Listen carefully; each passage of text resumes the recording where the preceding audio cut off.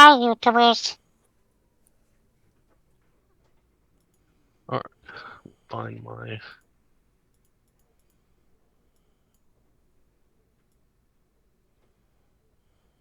Alright, so from what I can tell from last week, with everything going on here, I'm not going to read the story progression that I typically read, because it's long and drawn out, and the entire day has become like 10 paragraphs at this point. So, with everything going on here, after some goblins had fled out the main gate, knocking over both watchtowers and causing a major landslide, you decided to check out the rest of the compound. A female goblin who could actually speak common, although it was broken common at best, told you that she wanted y'all out of this place, wanted you to take Chief Yarbnock with you. She showed you where you could find him, and then she left.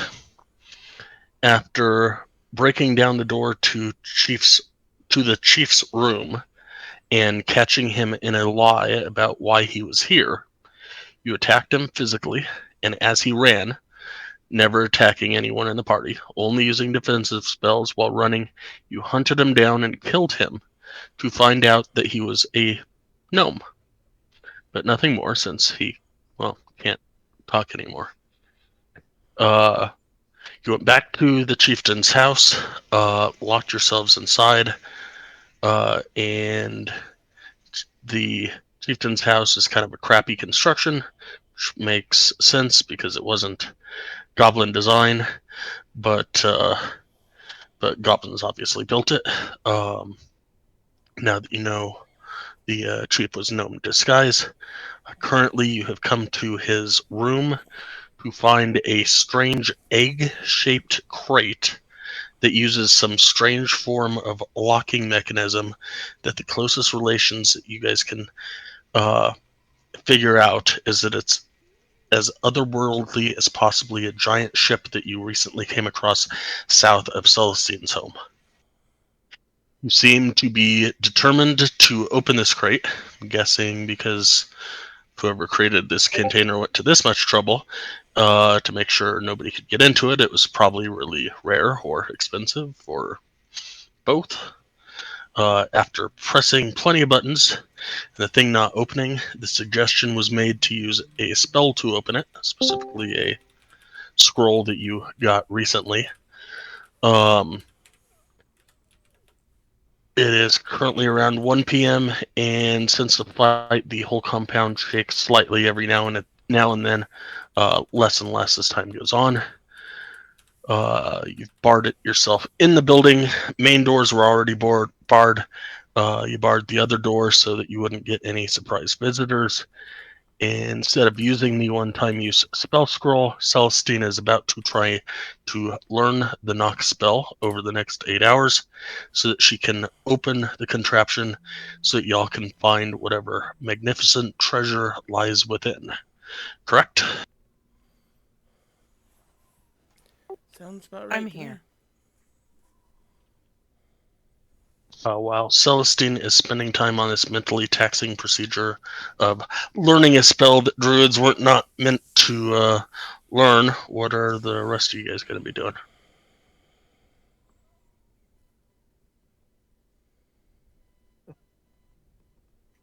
Wow. So who was meant to learn the spell? People that were meant to learn it. Arcane casters mostly. Oh, well, I don't cast nothing, so. You know, I'm the only caster in the group.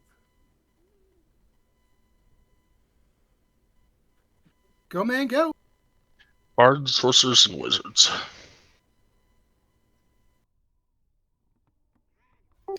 Too bad we don't have a bard.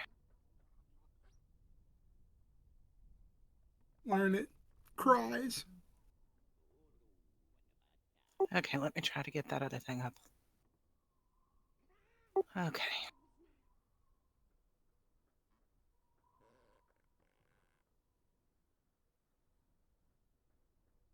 Oh, noise. Okay. Sounded like a child shivering in the night.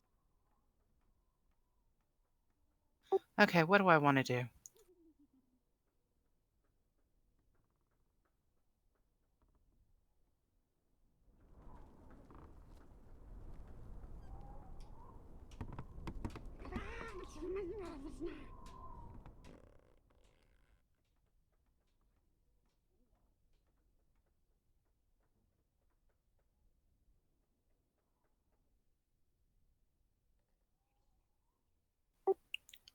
I could cook. We still have the meat, right? It is currently outside of the compound. Uh, you guys stashed it in a watchtower. Is there anything in here that's cookable? It was the kitchen. It's a dining room, but um, there might be some animal scraps here and there. Um,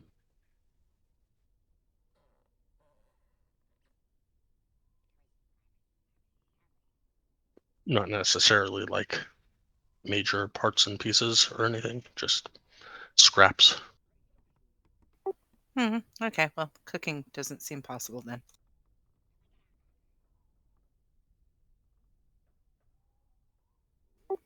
I think we're a long time away from where I'm going to need the cartographer's skills.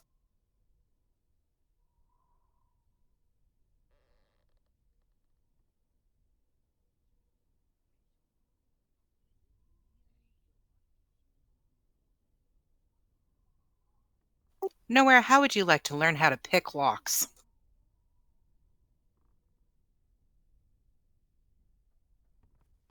Oh,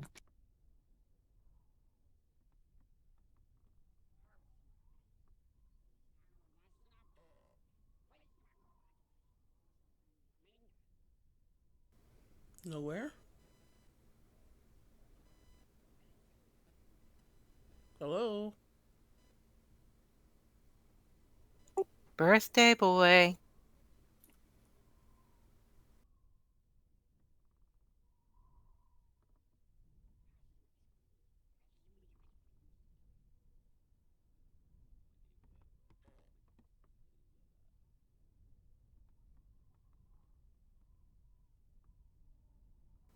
Apparently he's not hearing us. Give us a second. It's okay. All right, so I'll just relax until Nowhere comes back and says whether or not he wants to learn how to pick a lock.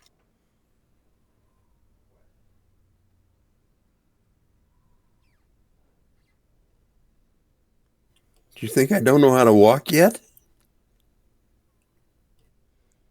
I asked if he would like to learn how to pick a lock. Oh, sorry. I thought you said take a walk. I'm gonna say I think I know how to do that, but yeah, sure. Okay, so we'll take him in this room and we'll teach him how to pick locks by locking the door and letting him try to unlock them. There's no door. Oh, there's not a door here? I thought there was. You couldn't pick the lock, so Illiken smashed it.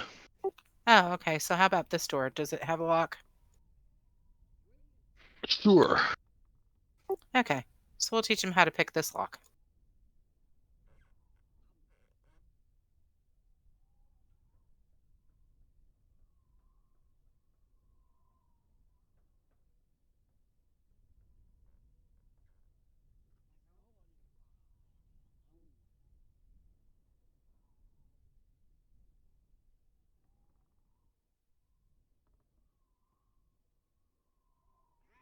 I'll teach you how to pick this lock right here. Okay.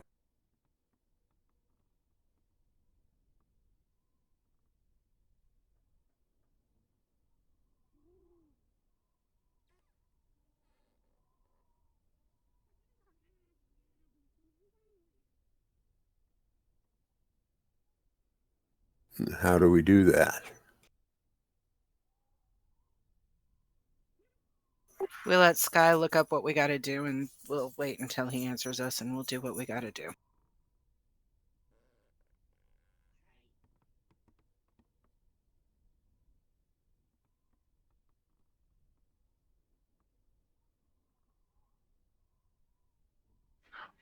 Ray, is nowhere proficient in thieves' tools? Or do you just have a set? It's listed down in my tools and such. Yeah, you have the tools. Are you proficient in them?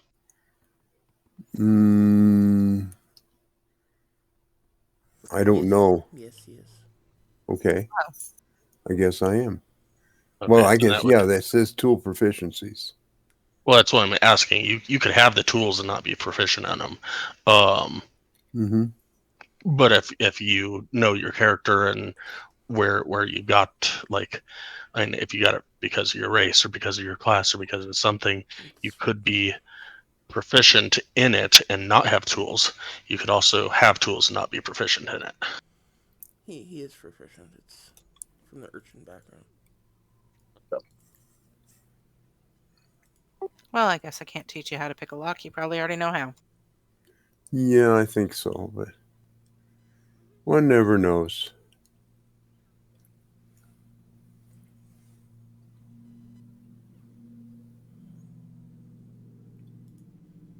What's the difference between expertise and proficient? Being an expert or being proficient. Oh, okay. Proficiency allows you to add your proficiency bonus. Expertise allows you to double your proficiency bonus. Oh, okay. Mechanically speaking.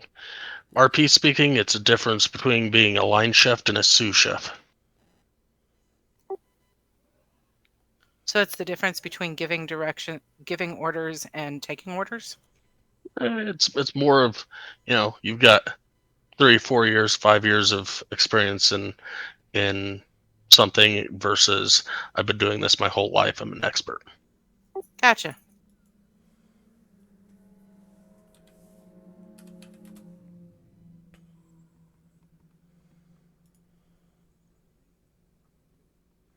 My rolls lately have not been showing that I am an expert in this. I just want to argue with the dice just a little bit.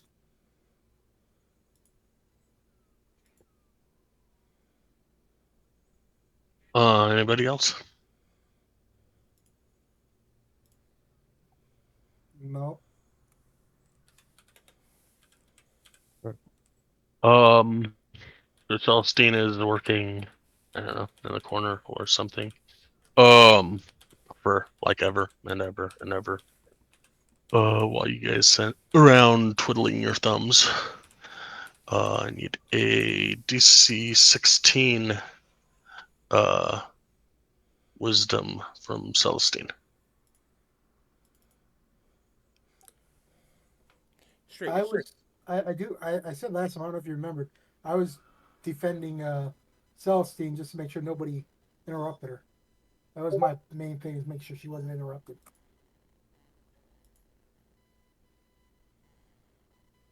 Okay. Straight wisdom. Great wisdom.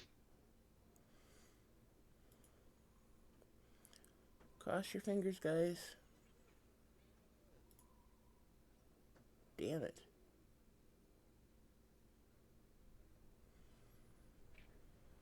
So the good news is that you didn't lose the monetary amount of the materials for the learning process. You want to roll me a D8.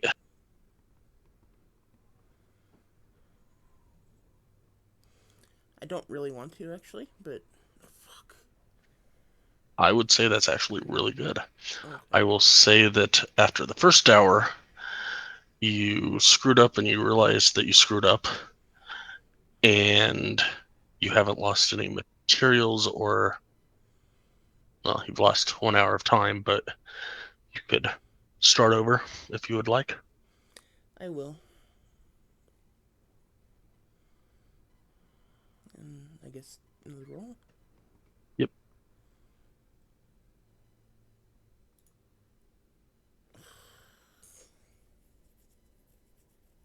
I had advantage on that, right? Because I tried second try. I don't know. Sure, why not? Okay, I won't argue.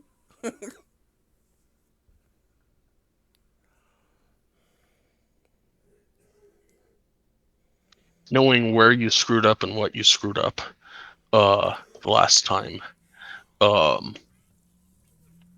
your determination allowed you to push through it, and after another 8 hours, so it was 1, 2, so that's 10 p.m. You now know the knock spell. Awesome.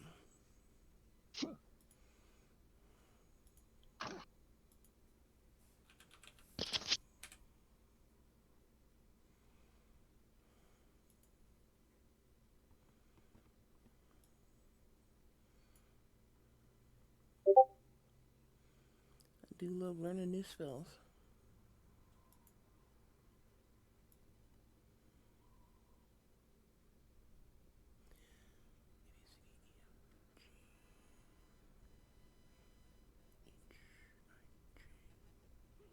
In that time, you hear outside, pitter patter, different language, some people moving, but that's about it.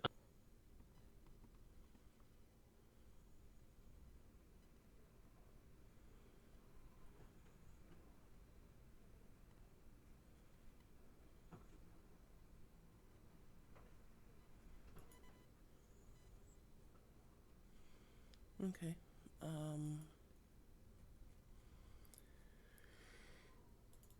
So now 10 p.m. I'm assuming I take a point of exhaustion at this point, or No. no? Okay. Then I will. Well, and you've got to rest before you cast or learn it, right? Oh, right.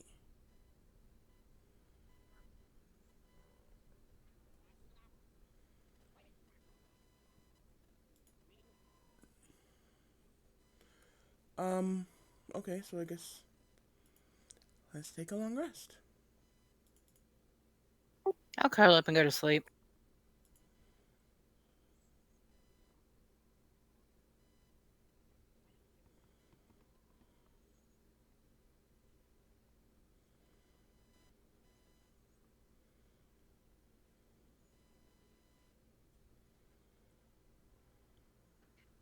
Anybody taking watches, or you guys feel secure in this locked and barred, somewhat stonish building? I might as well take first watch, I guess, since I'm already awake. Because once I go to sleep, I'm probably not going to want to get back up.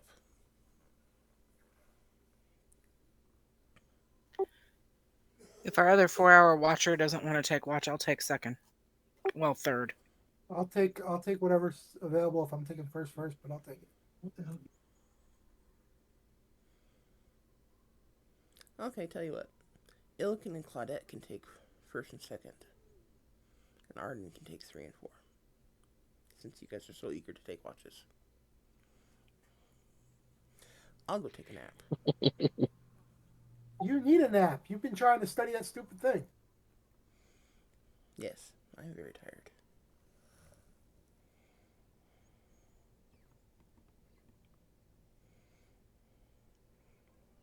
I just kind of dropped to the ground and I'm snoring before you guys even finish arguing. I'll take first watch. Y'all go to sleep. Give me a perception roll.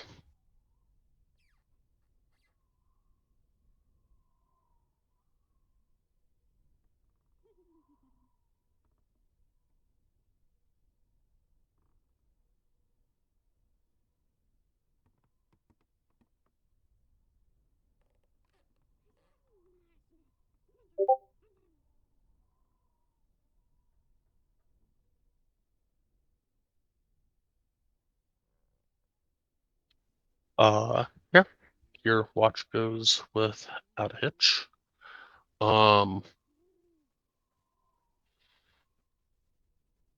Yeah, no issues. You keep hearing pitter patter of feet outside and um, along the wood walkways and strange languages and whatnot. But yeah, nothing of consequence happens. I'll walk over, shake Illican awake, let him know, hey, people are moving. People are moving. Just want to let you know, people are moving, but nobody tried to come in.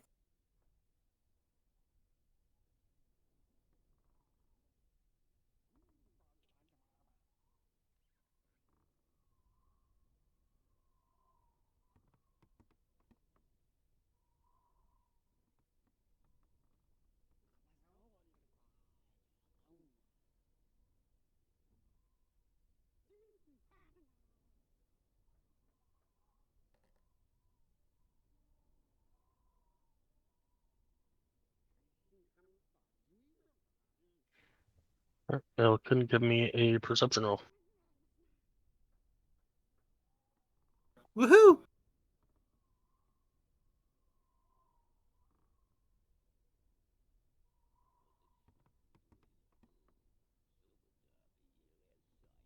It'll post.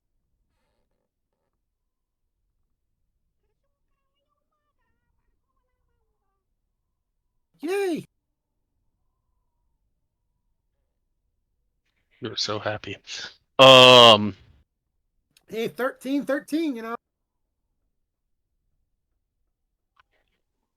Yeah, same thing. Um, say you don't really notice the pitter patter of feet outside, but yeah, nothing happens of consequence.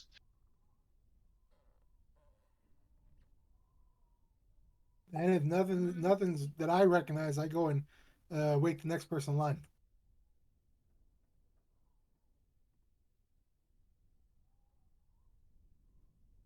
Who are you waking? I believe nowhere had second or third.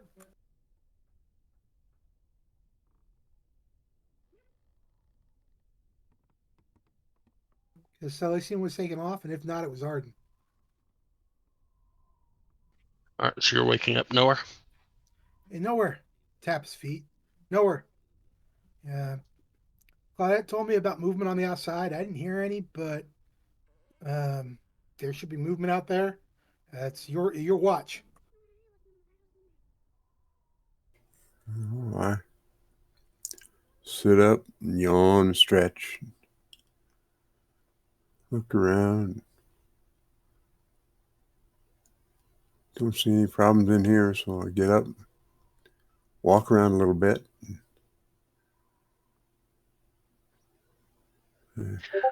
Give me a perception roll.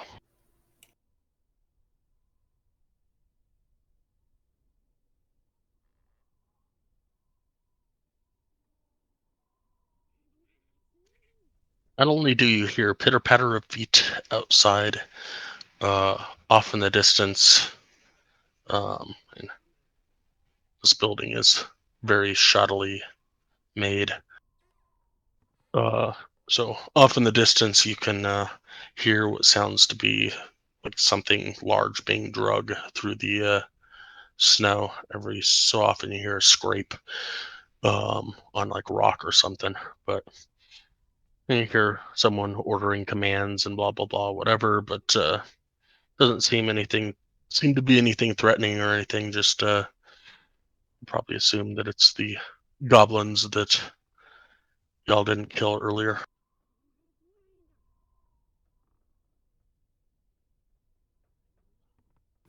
Okay, I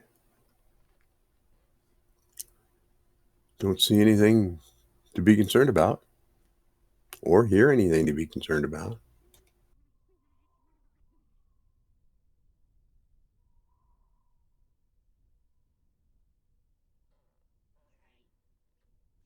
You're 2 hours comes to an end. Who are you going to wake up?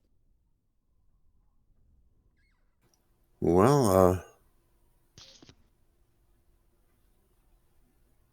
I don't remember. Did Arden say he was going to do a watch?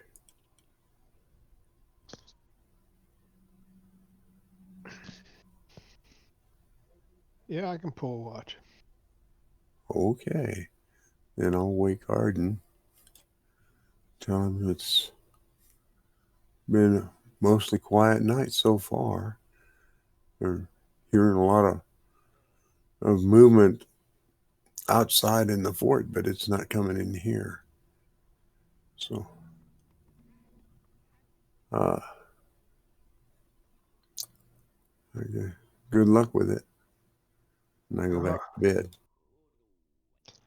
I'll get up, stretch, start my watch.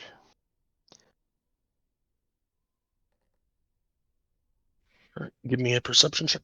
Oh, you already did. Don't really notice much of the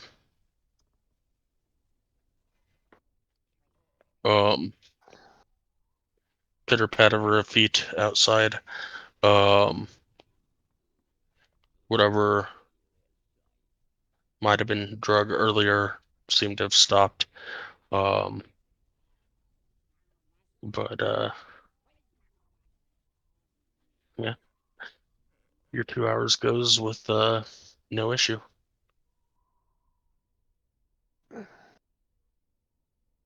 Oh, I'll start waking everybody up.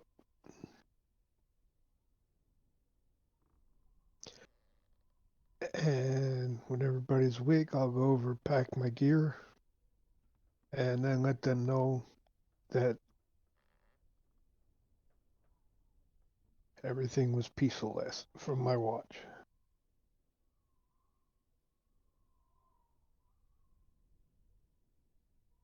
Everybody's completed a long rest. You can hit your buttons. I know Rake needs it. Whoop, whoop, whoop, whoop.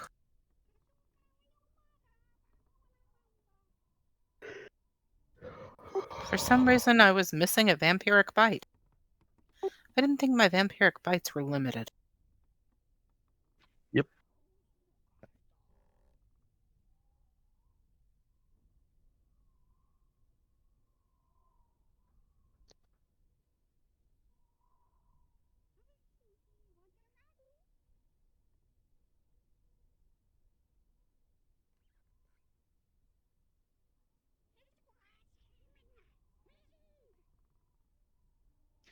Get bites equal to your proficiency bonus for Okay, long rest.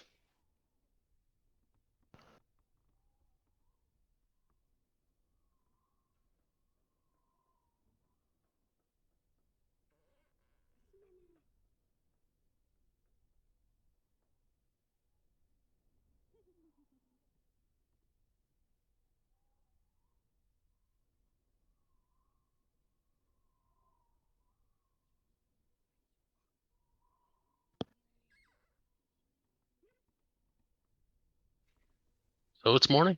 Wake up. hey, wake up. I'm up. I go over and talk to Celestine to ask what she needs.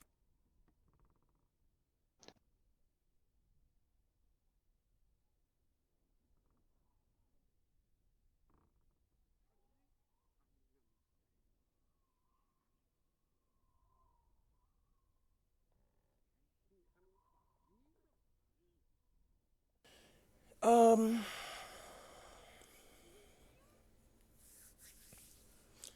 nothing. I guess I just go up to the door and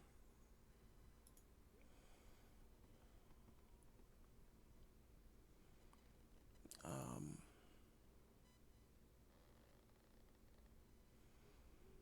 kind of run my hand over it. Say a word in a strange language and just tap the door.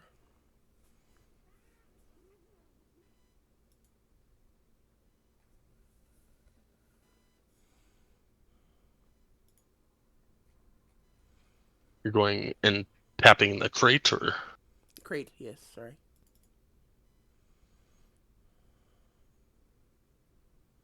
The log like thing. there? Yes. Sorry. Second, before he does that, I gotta move my character because I would have went with him. Or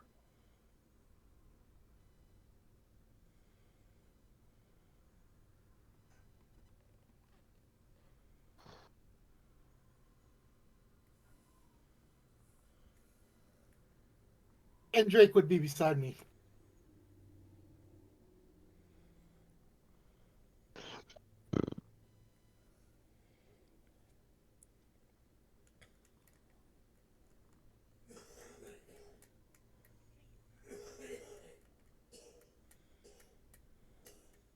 all right. So, as Celestine casts the spell, a very loud knock can be heard throughout the building you're in, and almost as a response to the mountain, or as a response, the mountain outside shudders a little bit, shakes a little bit, and roll initiative. What did you do? I didn't do anything. Thank you very much. It's you. We're rolling initiative because of you. You're the one that convinced her to open it. Nope. She knocked on it, not me. I did nothing. You said, "Hey, I remember very well saying, "Hey, we got this scroll, this piece of paper that has a spell that we could open it with." Yeah, I remember saying that, but I'm not the one who did it. Wow. Yeah.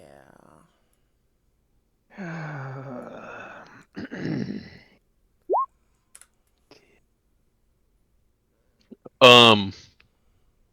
All right. So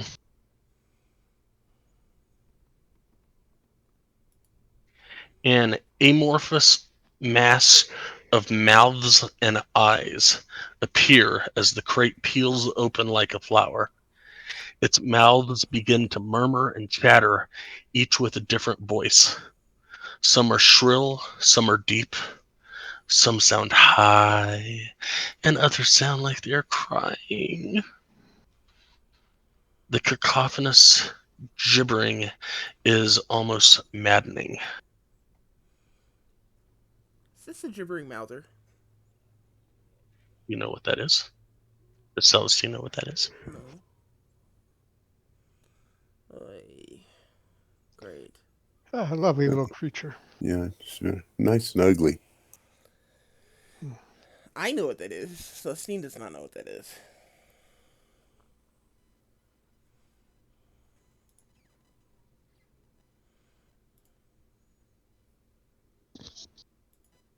And that's what was in that egg type box. That is what is still sitting in the egg type box, but the egg type box is peeled back, kind of like a banana.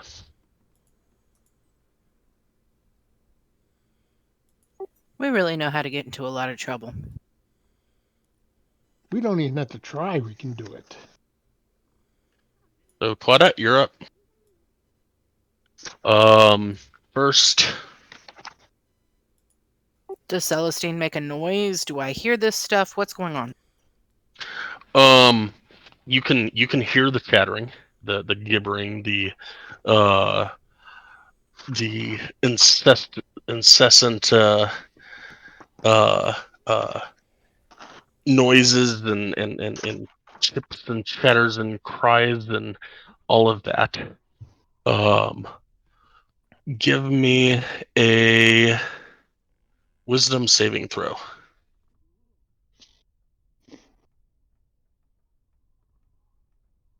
Okay. I gotta pull my character sheet up again. Hold on. Why did they change this so that it has to be in a separate window altogether? It drives me crazy. doesn't. Mine always is. You said a what saving throw? Wisdom. I'm not smart.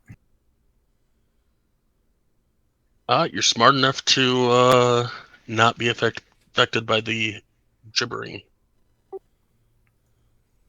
Step over here to see what the hell's going on. As you step over there, give me a strength saving throw.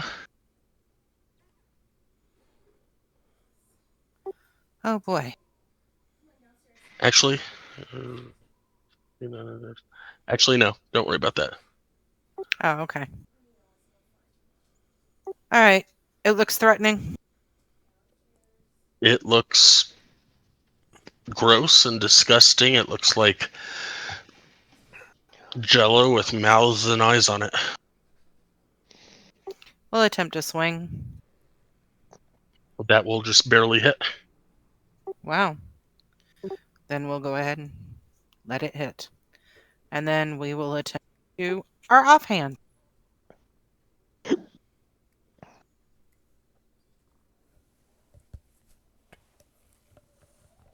That'll hit. Alright, and that'll be the end of my turn.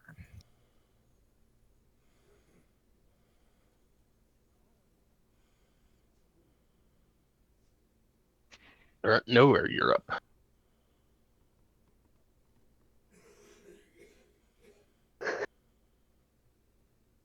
All right.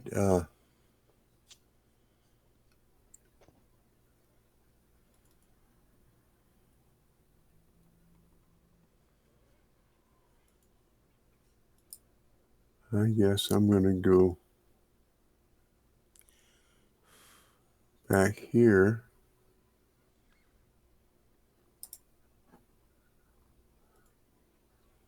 If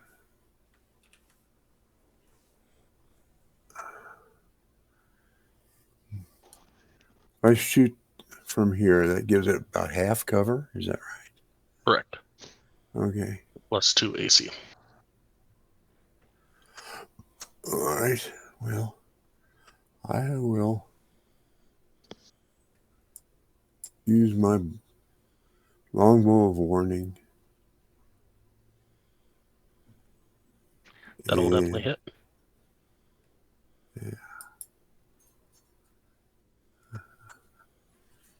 And it looks like 9 damage.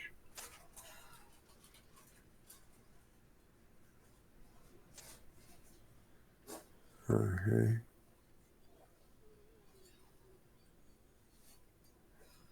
And just because I can, I'm going to use my action surge too. You still got one more attack. Yeah, well, that's right. I was thinking that I wouldn't have because it was a two-handed bow, but you're right. My brain's kind of addled today.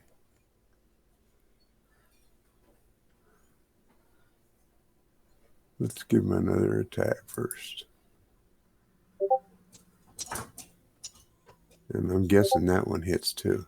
That one does. And that's 14. And what's it looking like? It looks like something you've never seen before. Okay. It's hard to tell you how injured it looks or doesn't look because it's not exactly bleeding. Uh-huh. There's holes in it, but yeah, that's Okay.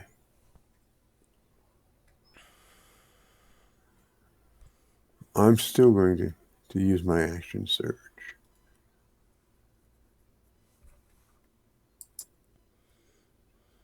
And fire again with a longbow warning, but I'm going to also use an arcane shot. And Well, make sure you hit first. well, yeah, that's probably a good idea.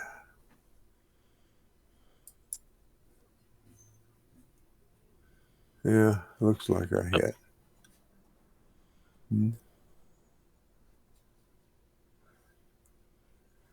And I want to use a grasping arrow and sear.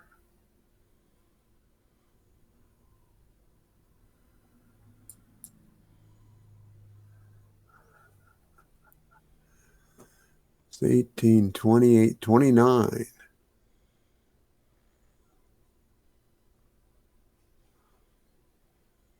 Is it dead yet? Doesn't look like it. On that last hit, Drake's going to help.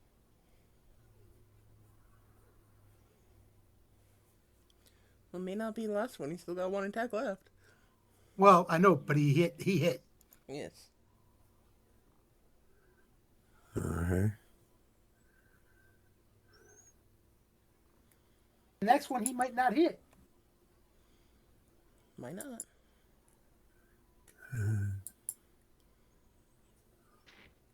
That hits. And that's 12.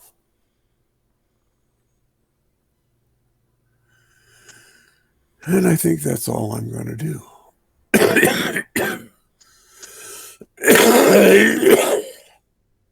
Sorry. Wrong dice.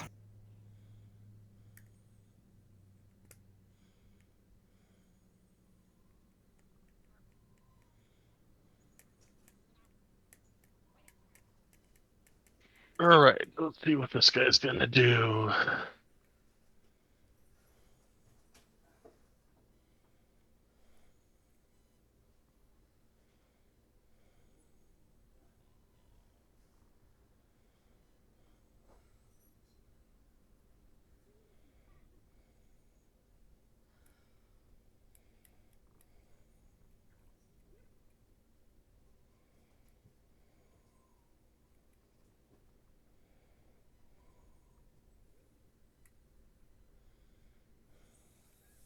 It is going to look at mine. It's kind of looking at all of you, but it is going to target Celestine as the one that opened this, and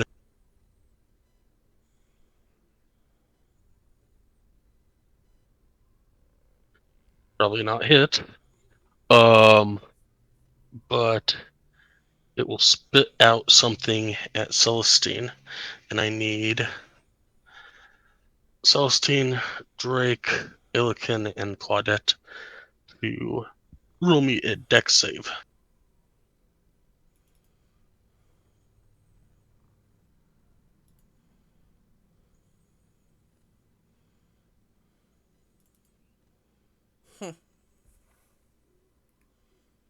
Dex save for blinding? That seems odd, but okay. I think it's the chemical. It's dodging away from me.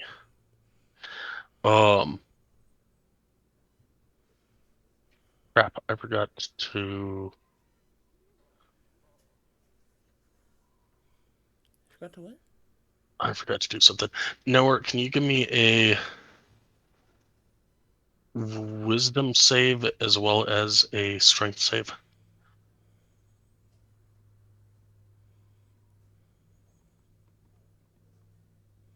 All right, cool. All right, and that will be the end of its turn. Arden, you are up. I need you to give me a wisdom save and a strength save. Did you get the 3 points of damage I rolled? Yep. Just making sure, thank you. What I didn't do was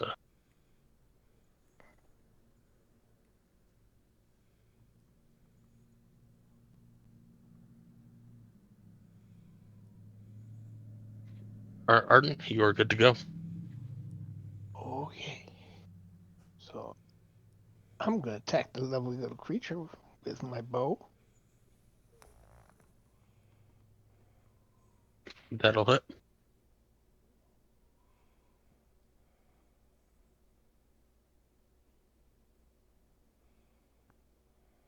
And you're marking it as a favorite foe? Yes, I thought I had it correct. Yeah, you do. That's why I was asking. And then I'm going to attack again with the bow. As that, go ahead and give yourself back that arrow. As that first arrow hits, what happens? Oh my goodness. Well, all his eyes, okay, bust out of his head, and all his mouths collapse inside of him, and he explodes. Congratulations, the four of you. You are caked in some gelatinous type of organic material. Yay. Grunts, thanks, Arden. Hey, y'all get real close to the dang enemy so I can't use my hail of thorns. Ain't that many enemies here. That'll teach you. Well, would you rather us get close to the enemy or the enemy get close to you? I'm fast on my feet. Okay. I mean, me and nowhere aren't the only two that can use a bow.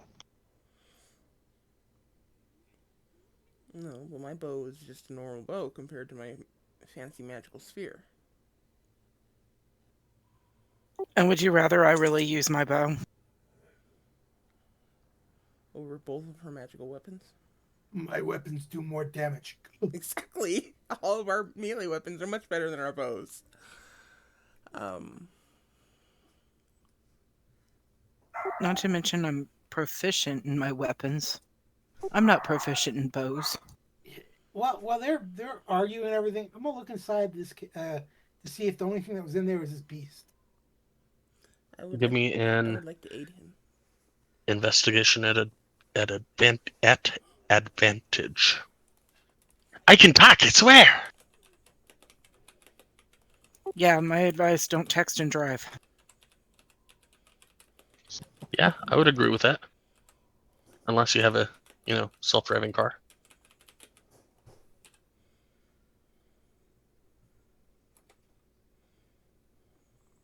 My friend Scott hasn't bought me one yet.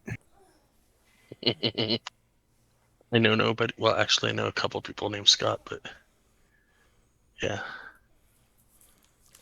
most of Guy them I don't hasn't been talk to nice anymore. enough to sell his for $1,000 to me. What?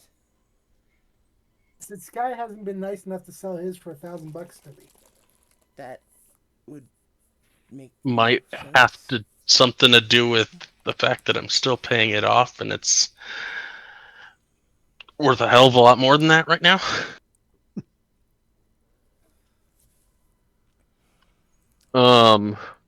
Lying in the bottom of the crate is a fine black cloth. Looks to be soft as silk. It's folded up to the dimensions of about a handkerchief. Placed at an angle on top of it is what looks to be a silver key of sorts.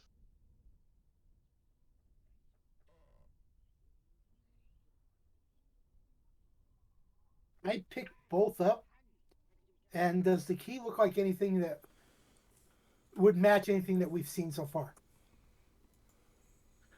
Looks nothing close to anything you've seen so far. Okay, I'll collect the key and then ask Celestine, or not Celestine, yeah, Celestine, if the cloth has any magical properties to it.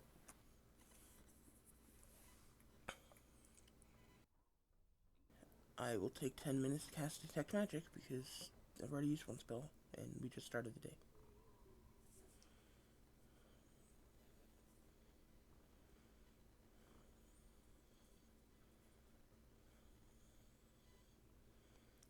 So 10 minutes to cast detect magic as a ritual.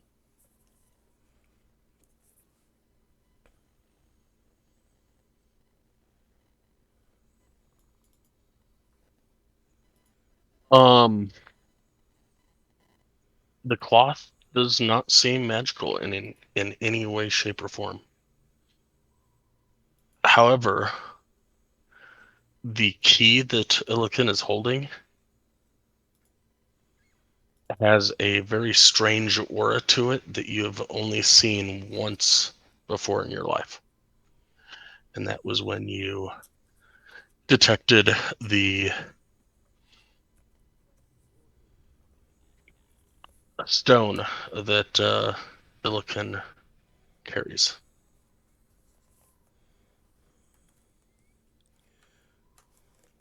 Okay, I will say that the cloth is not magical, but that key has the same kind of magical aura that your little blood-sucking stone has.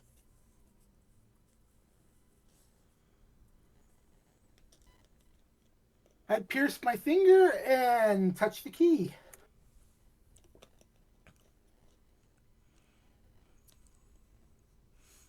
To identify the key, then. First and foremost, as you're looking at it and caressing the key, this silver key has a head shaped like a pair of fangs.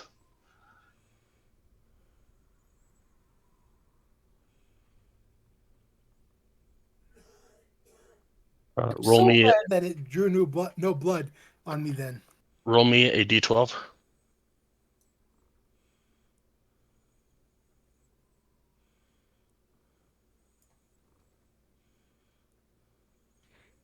And you know that it has 13 charges currently.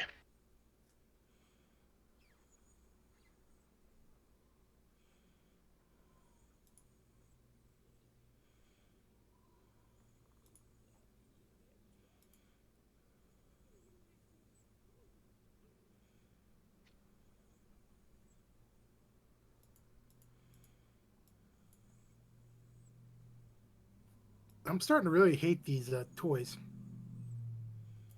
Why? Boys, Right, now I think about it, and I explain what this key does. It'll help you. It'll help you safely unlock doors or any form of lock at the cost of uh, it'll your blood. As I look over at Claudette, but it'll help when we find doors or uh, items that we'd like to find out that are locked. And it right now has 11 charges 13. or 13 charges. It was a d12 plus 2.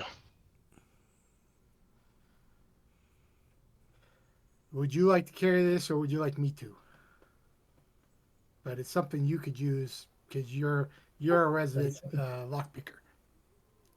It does look like it can recharge. No. Apparently, I'm not the only lockpicker, but sure, I'll take it. He gives it there. Well, you normally, and he goes, well, you're normally the only one who opens locks, so he gives it back to her.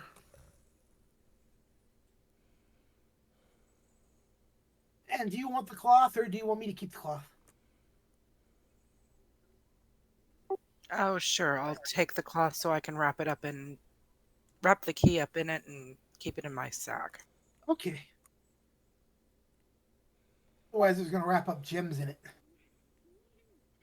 I want to specify something that is in the text. The key has 1d12 plus 2 charges when found.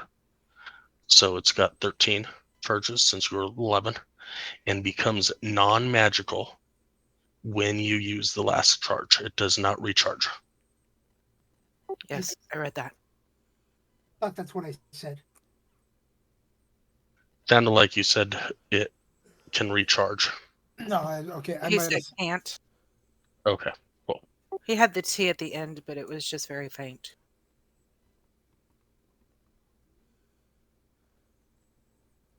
It has 13 charges right now. Yes. Yes.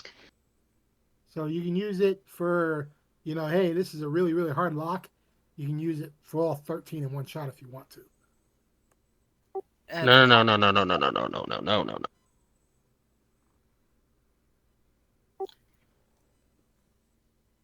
The way this works is you take a charge off to reduce the DC of the lock. You decide how much of a DC reduction you would like to use. Has nothing to do with the charges. If you want 5 reduction of a DC, mechanically speaking, it's going to cost you 10 health points.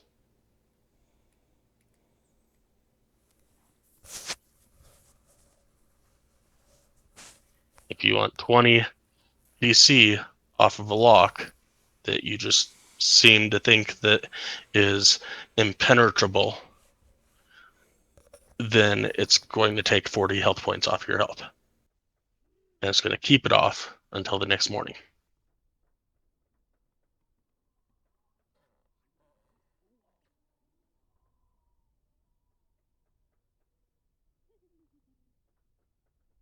Okay, so one cost you can do it at high as DCs you want per one cost or per one use.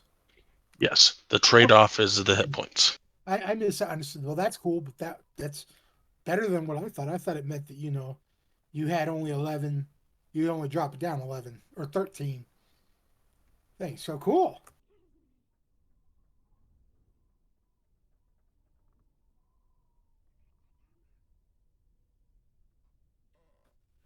I look around and I say, anybody else want to do anything here, or do we want to leave this encampment and go see if we can unbury all our stuff?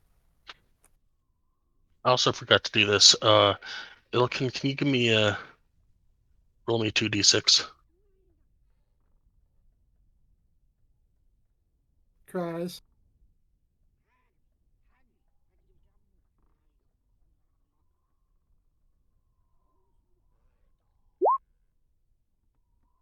Okay.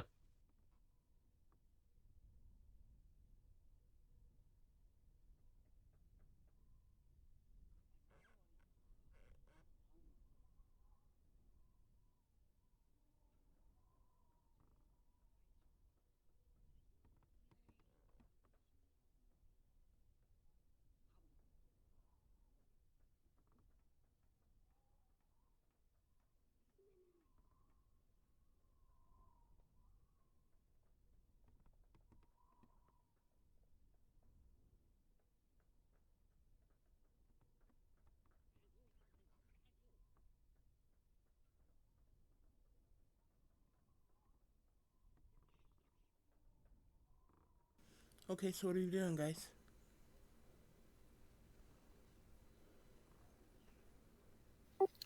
I'm ready to go when y'all are. I said I'm good to go. Since we've done the charge and we're able to use knock I'm ready. stuff. Yeah, I'm ready. What direction we gonna go? I think we should go out to the door closest to me because then we can scale the wall and get out of here. And hopefully not encounter any goblins. Me want to kill. We can counter goblins. Did we pick up our um grappling hook and rope, or did we leave it on the wall? I think you left it. I think Let's I go left back and pick it up. It's right around the corner and go down the same way we came up. Let's do that. And let Claudette go down last because she can walk it down and bring it to us. Otherwise, the guy's got to jump. Can you unhook Drake?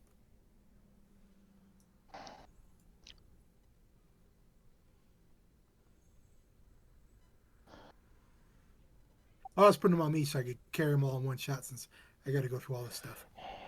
I'll just delete them. That makes it easier. I would like to try to walk as quietly as possible and not alert anybody that I'm walking. Do you verbally say that to all of us? Saying it to the DM. Okay. Then I don't think about it. Just hoping we don't encounter any more fight. Actually, I'd love to encounter more fight, but not with people that have children.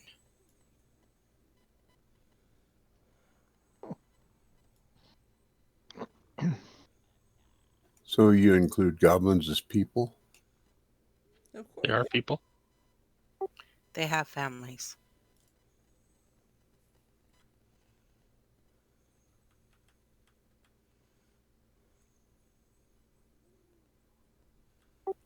Hmm. Did we see him before? You killed him.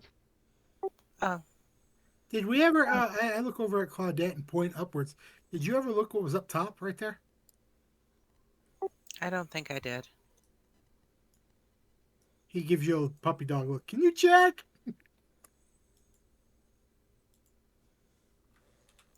I walk up the 20-foot wall and look over the edge. And it's just a clearing. Okay. Okay, so where's the grappling hook? It's back over here, isn't it? It's over here. It's still there in the ground. Right next to it is the gnome that you killed yesterday.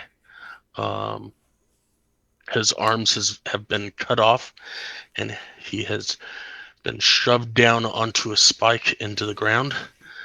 And he has been stripped naked. Oh.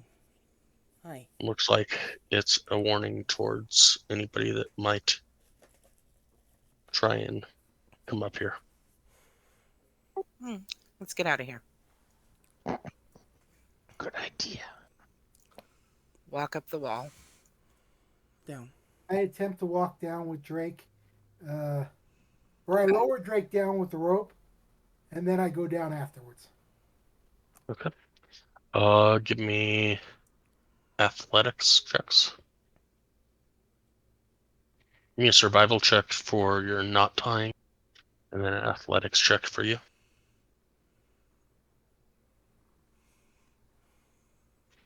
Okay, you're good. And then I go down. I'll go ahead and go down too. Maybe a little faster than intended. Yeah. Can I attempt to catch? Give me a perception roll, Illiken. At disadvantage. I'm gonna say no. I tried. Oof. That must have hurt. There was a snowbank that both of y'all fell into when you came up here Can I fall into yesterday. another part of that snowbank so I don't fall and hit the ground? I took damage last time.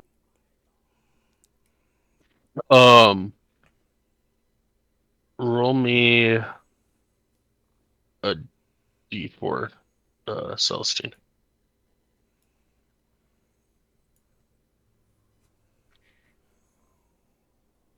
All right, so as you try and climb over the edge, right away you fall for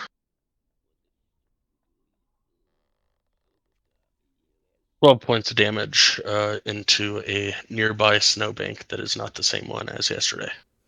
Good. Or it's the same one, but it's not the same exact place that has been indented.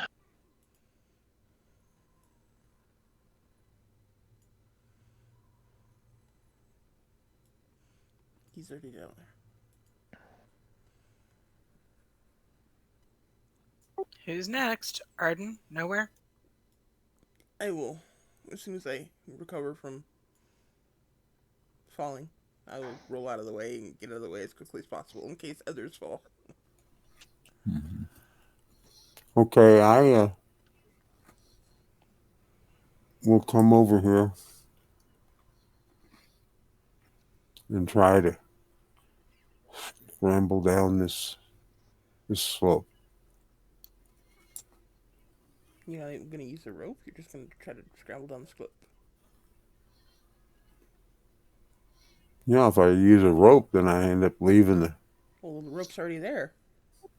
The rope's here. I'm waiting for you to go down. Claudette can walk down the Oh, wall. okay. I misunderstood. Thought she had already taken that rope. Okay. Well, I'm here and I will use the rope to go down. All right. Arden and Noah both give me athletics check, please.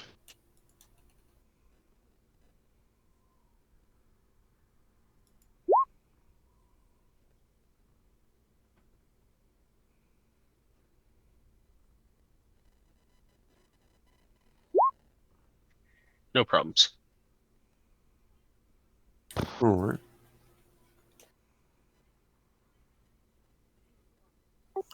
I'm going to take the rope with me as I go.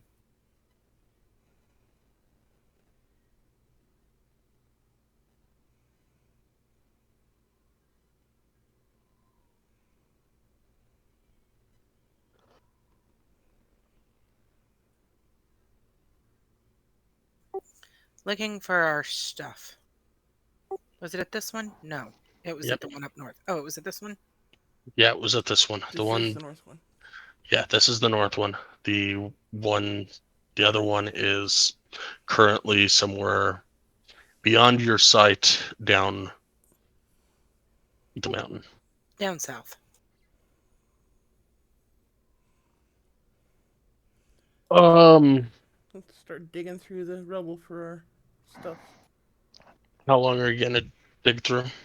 I'm digging till I get all my shit. Okay. Jim, Yeah, what's until we your last? recover everything that we had stored here.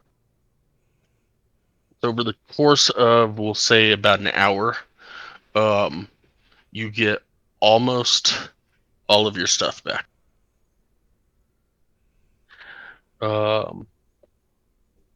What's in chat is missing.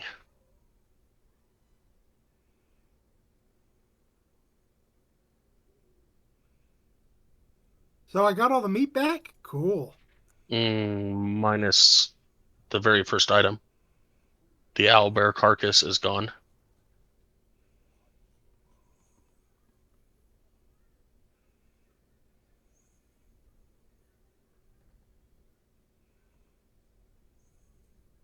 I'm looking for it on my.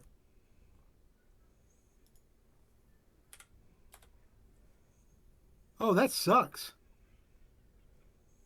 I don't see the meat on my thing anymore. It's because you put it on the ground. No, it's showing the weight wise. It's showing. I'll be right back. If it's showing the weight, it's got to be there. Oh, butcher meat. Found it. It's right there.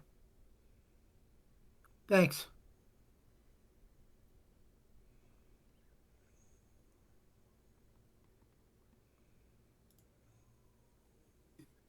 £92 of meat I found. So is that just what Illican lost? Illican lost 40 pounds of meat. And Celestine lost one piece of leather armor, 4 leather scraps, and 2 non-humanoid bones. Looks like as the at some point. Also, yeah, give me a not Illican. Everybody else but Illican, give me a perception check.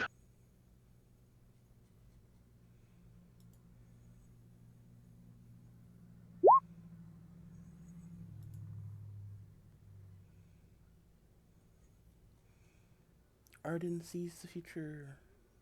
Oh, you guys are looking pretty good today.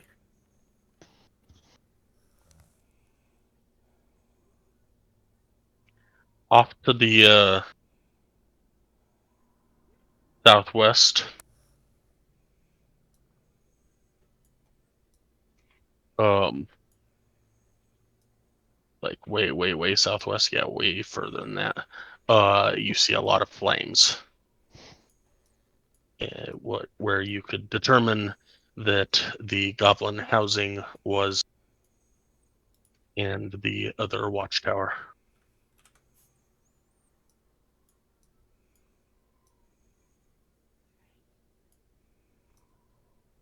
Hmm. I think they lit their huts on fire before maybe leaving. I hope. Hopefully they left before they did it. I'm afraid I don't want to go and find out because either somebody's attacking them, or they're doing it to themselves, or they're getting retribution for something.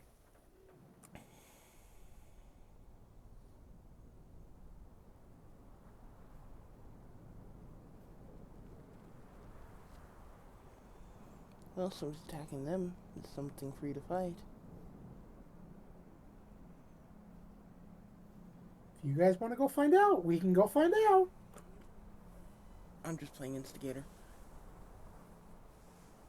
I'm just saying, I'll gladly go. Wait, White's being Kenny? I'm in that kind of mood today.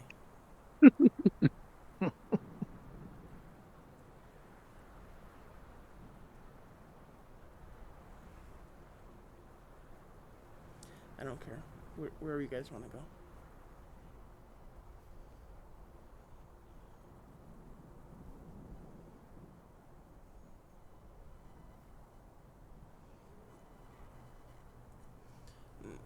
I will wrap my hand around the point of my spear and heal myself for 8 points of damage.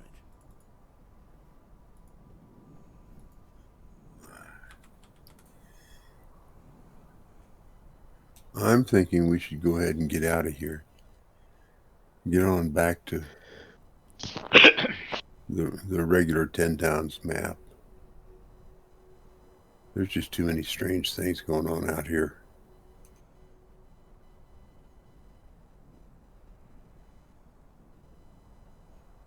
I agree.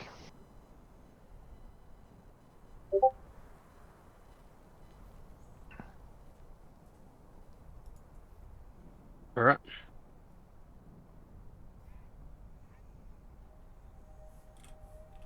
Seems to me silence is agreement. I agree. That's what I'm assuming. Yeah, But I agree too. I'm good to go. We're going to move back toward the 10 towns map. Get out of here.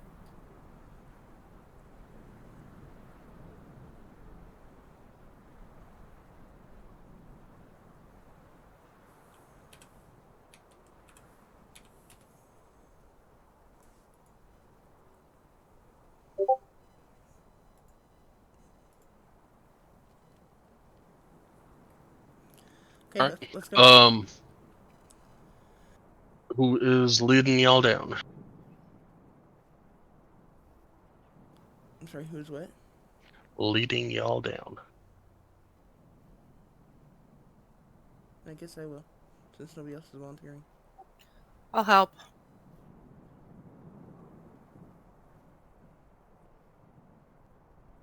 I'm switching over to the other map.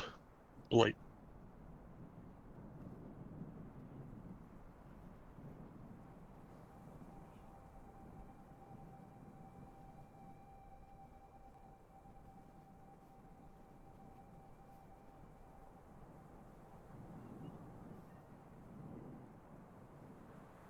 All right, give me a perception check, White.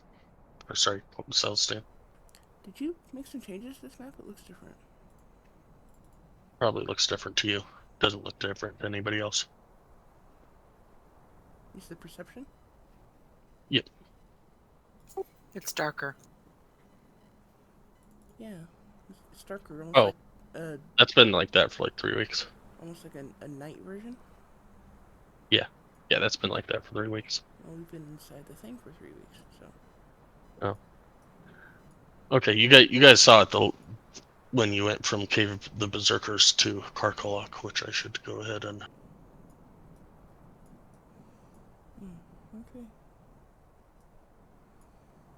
remember that, but we'll go with You that. made the same comment. Oh. Then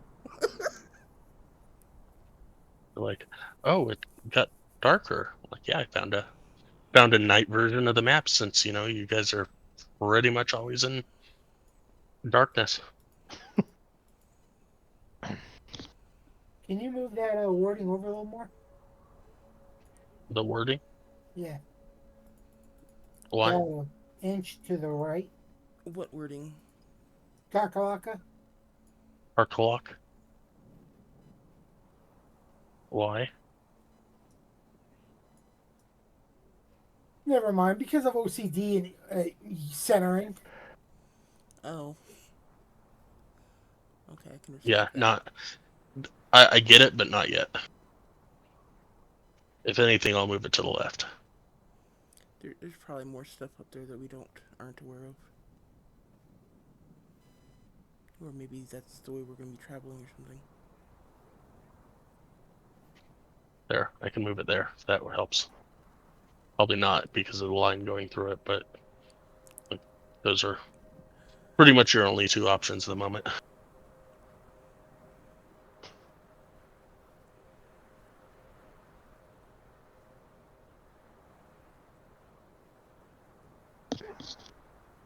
All right. So it is 8.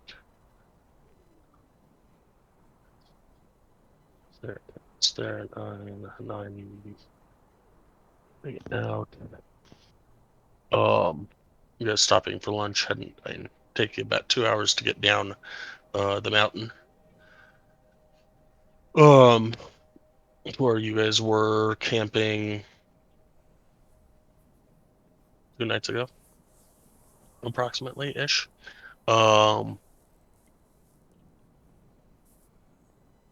You about there, and Celestine, which way are you leading him? Where are we going exactly?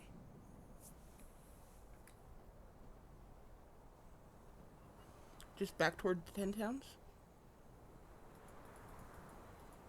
Yeah, that's what I was thinking.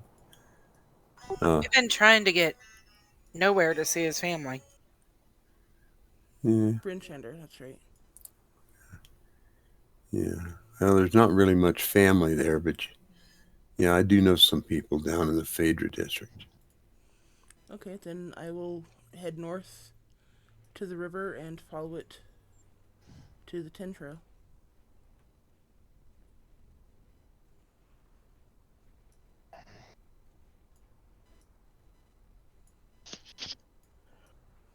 And at that point, reassess.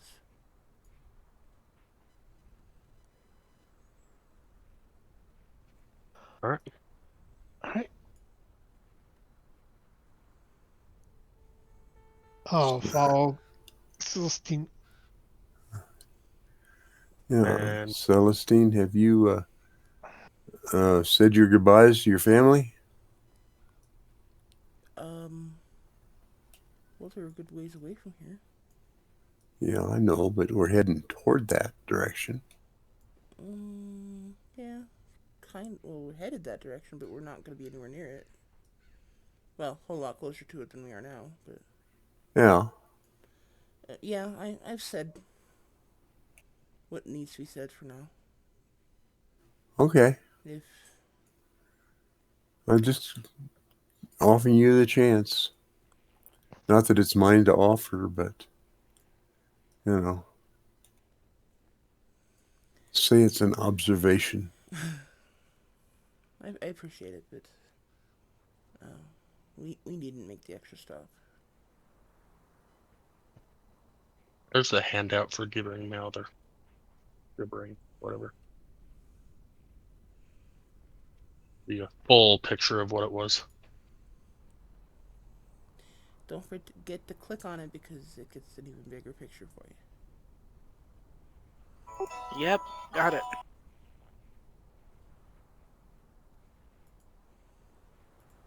You're not stopping for lunch, I imagine. Nah. That looks so beautiful. No, let's just carry on.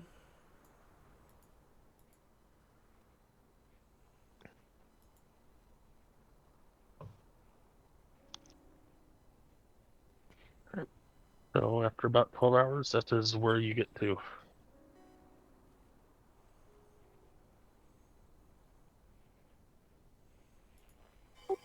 Does anybody recognize this as a river that'll take us towards town? Yes. It is the Red Run. The river that takes us towards... Well, it runs into the 10 trail, which crosses it, which we can then take up into the 10 towns. I mean, it's not as direct as cross country, but it's less likely to get us lost.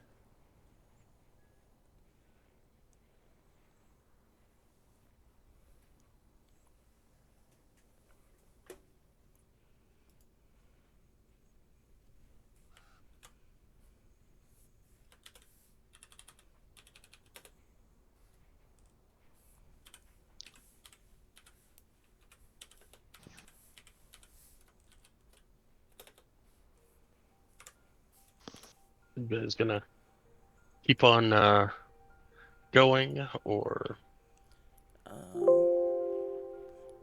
We should probably rest for the night.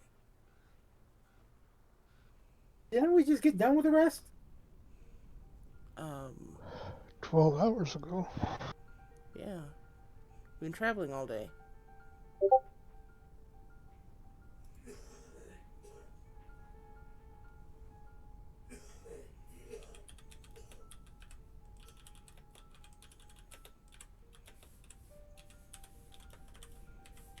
If we travel all day and then continue to travel all night, we'll both be, or all be, down with exhaustion. And there's no point in that.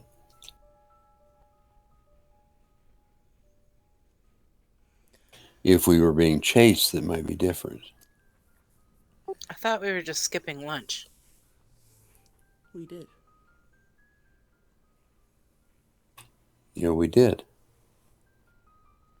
So let's bed down for the night and then pick it up when we wake. I'll take first watch. does somebody want to look for a place to camp? Sure, I will. Survival.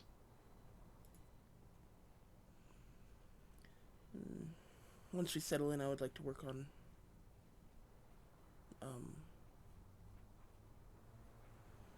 leatherworking, if you don't mind. Yep. Okay. Yeah, you're able to find a nice place, maybe a nice little cave next to the river at some point. Sounds cozy. Small cave. Um, small height, small cave. Doesn't look to be any spiders or anything. That's even better. I ask if anybody else would like some good berry, or we can cook meat. Well, no, we don't have anything we don't have any fire, so. Yeah, we do. We got torches. Torches last for an hour. And they're going to give off minimal heat compared to fire.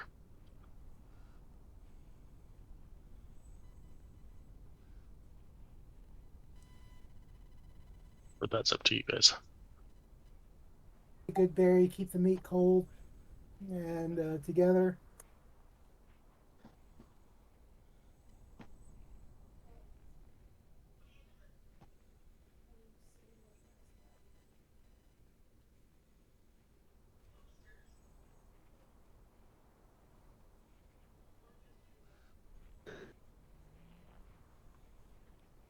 Okay, well, this little cave seems to be good enough to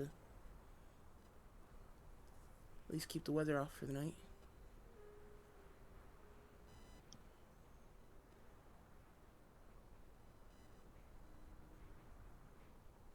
I'll take second watch, I guess.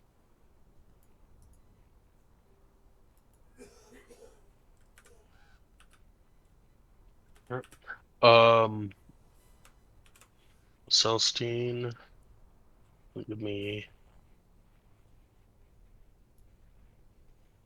I think it's 2 other workers checks.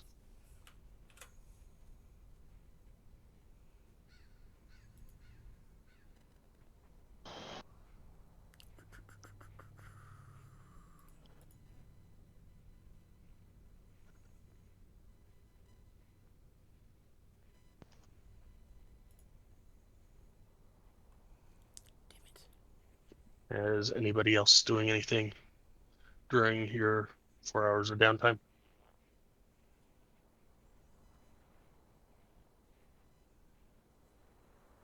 I think after the fighting that we just did, I'm gonna go through my gear and resharpen everything and check, make sure that everything is in tip-top shape for anything we might run into.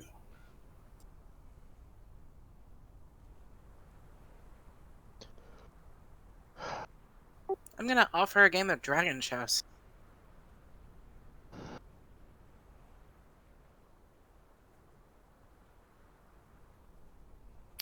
How long does that take?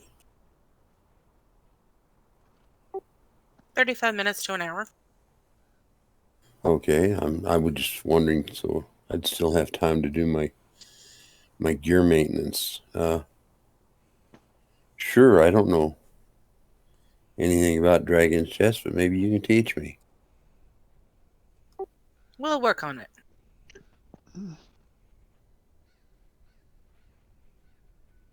I will lean over and whisper to Nowhere, "Don't play for money."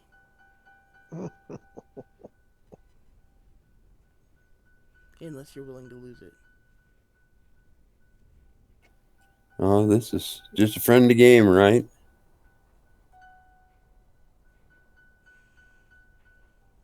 Yeah, just a friendly game. Just so I can hone my skills.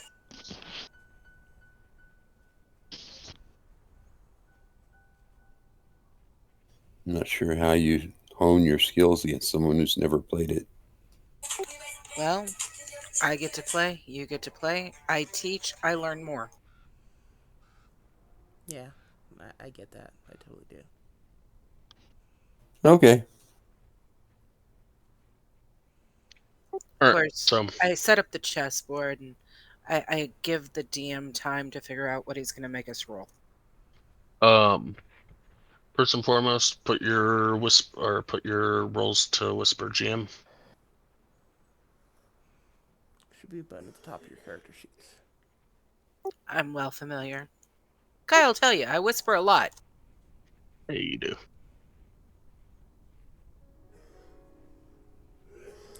I'm not gonna ask. You probably don't want to.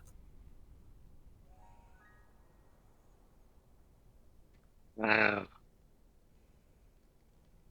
Good kitty, good kitty.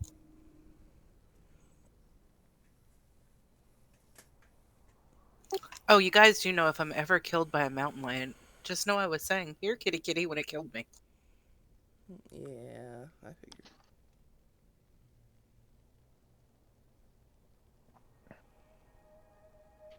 All right, so you can either roll an intelligence check with proficiency if trained in Dragon Chess, or a charisma, a deception check, or an insight check.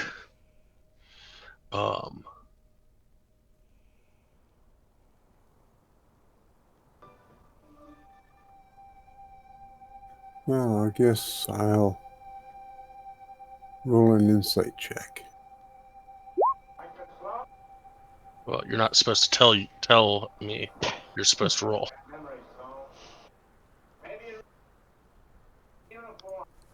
Oh, Yeah, you're not supposed to tell the other person what you're rolling. Okay, pardon me. I thought that roll So would go directly to the GM. Well, it did. yes, Yeah, but you but said what you were rolling. you're telling everybody what you're Oh. doing. Okay. The whole point of the DM whisper is so that nobody else knows what's going on except for me and you. So go ahead and make your roll over again and decide what you're going to do. Don't tell anybody.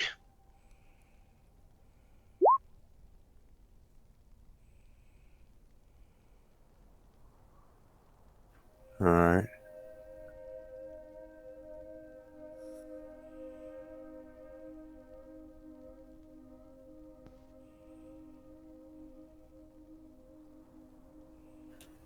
Do we have any description of dragon chess? Yes, it's in the handouts.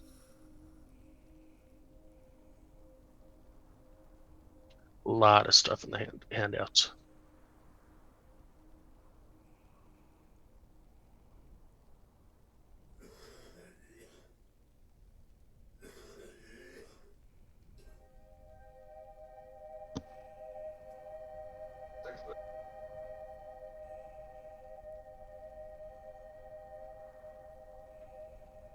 Well, that's a nice picture.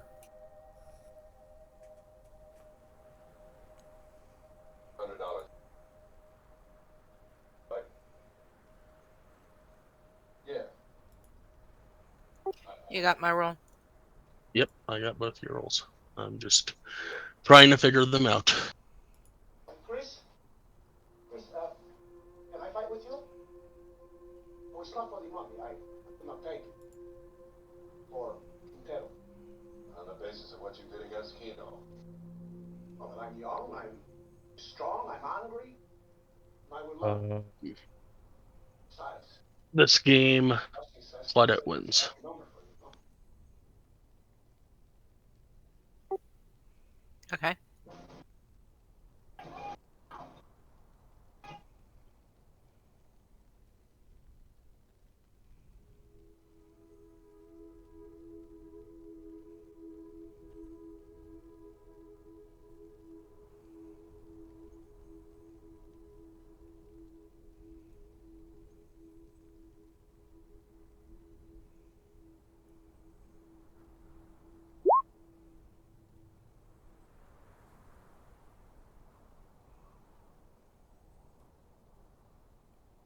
I didn't mean to do that. So we're gonna go 3 times, right? Yep.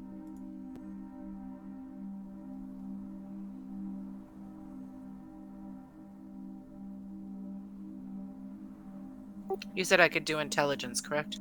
If you do intelligence, you'd be doing your dragon chess skill rolling on a query of intelligence.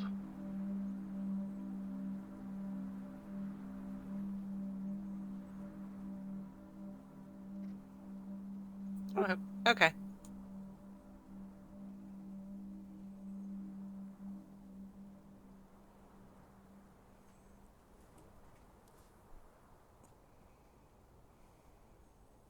And Claudette wins again.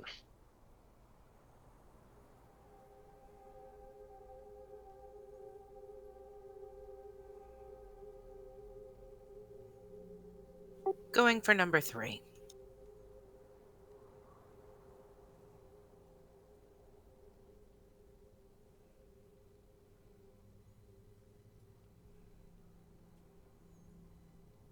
Well, damn. Claudette wins again. So Wanna do the Claudette best? wins all 3 of the matches. Okay. I look at Nowhere and I say, thank you for playing. Sometimes we get a little rusty when we don't play. Maybe we'll try to play again sometime. Now you're showing him. Are you gonna tell him what you did and all that kind of stuff as well during this? Sure. I'll go ahead and I'll let him know. The first time, I deceived you. Second time, I looked at what you were doing. I found out. And then I jumped my player over there and blah blah blah. And finally, the last time, I did it again. I faked you out. I deceived you beyond all belief. Well, really not all beyond all belief. That was just a slight deception that time. It was just a tip of the hand.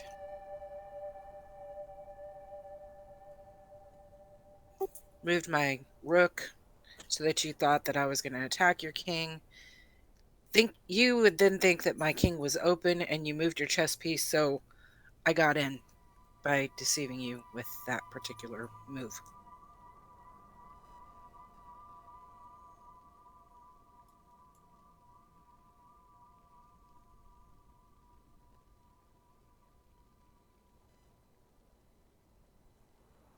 Do you see how I did that? I think so. We'll play again. You'll get better. Uh-huh. I'm not so sure.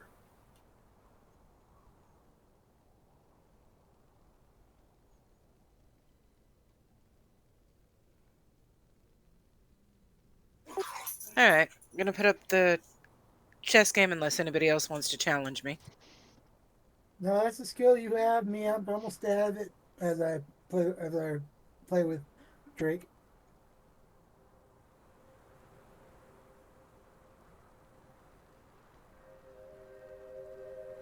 Arden, you wanting to do anything? I'm just gonna clean my gear, check my weapons. Okay.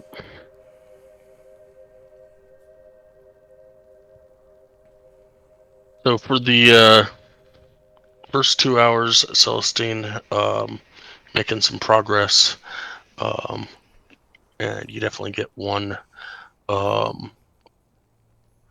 You get 2 hours completed. Unfortunately, the second one, say as Claudette is instructing Nowhere on what she was doing, she distracted you. Or you were, no, I shouldn't say that. You were distracted and kept looking over, and it wasn't bad, you just didn't gain a success.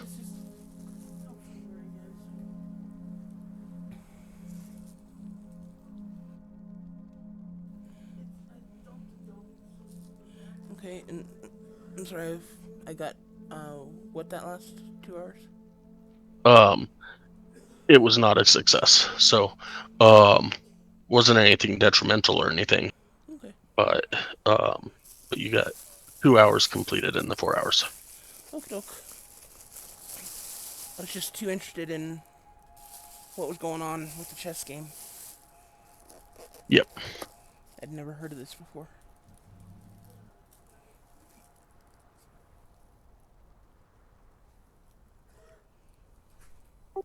You guys have never heard of Dragon Chess before? We've played it before. Oh. I forget who played, but somebody played in Burn Chandra at the tavern forever ago. I guess I'll just have to pull it out a little bit more often so you guys remember that I have it. You know, last time I didn't win all three. I actually lost the last time I played. Must have been beginner's luck.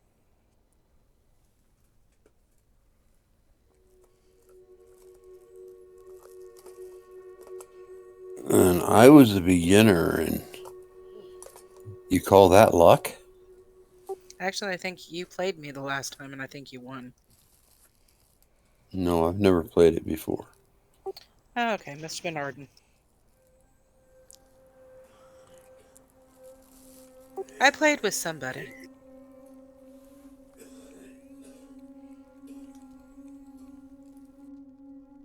Anyway, so I'm going to pull out my bed and get ready to go to sleep. Cool. All right. Then who's doing watches? Nowhere said something about a watch. I'll take I'll one. pass out good berries if anybody wants some. Sure, I'll take one. Sure, why not? Okay.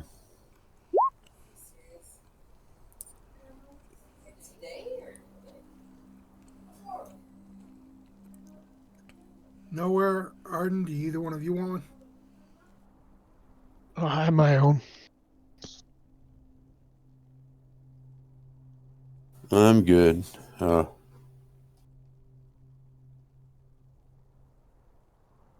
guess I'll roll out my bedroll and start to get some sleep.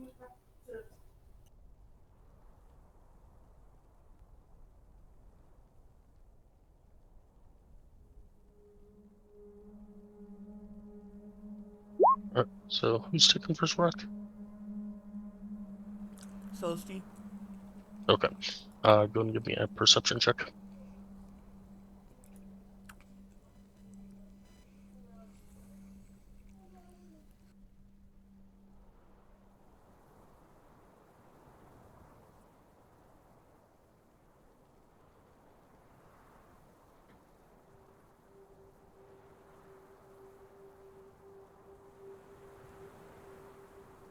That was wrong one.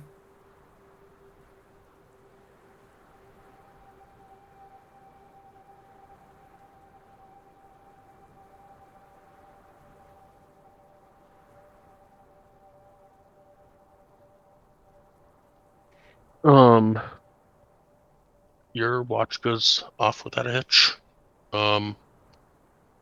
Wind's definitely blowing outside, and thankfully this cave was just in the right spot. That you guys are shielded from the wind, and yeah, it's all good. Good to hear. Your 4 hours is complete.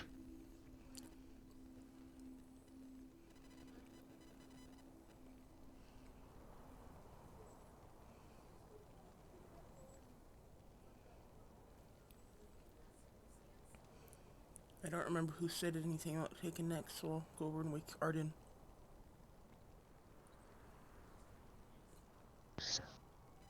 Okay. It's been a quiet night. Wind's blowing. Bit cold. But what else is new? Yeah. Okay. Let's hope it stays quiet. Give me a perception roll. I will light my continual flame so we have some warmth for the next hour. And then bed down. And I thank you for the.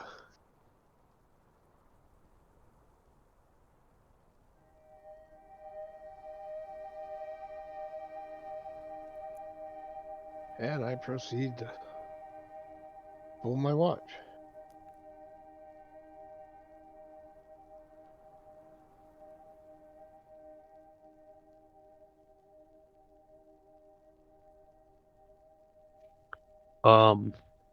In the first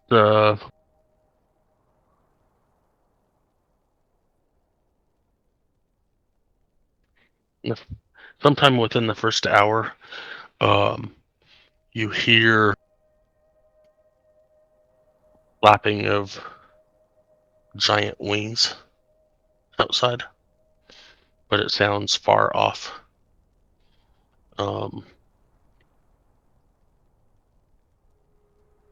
Outside of that, and it passes quickly within probably 15-20 seconds. It's gone. And the rest of your night seems to be a little cold, but at least you're out of the wind.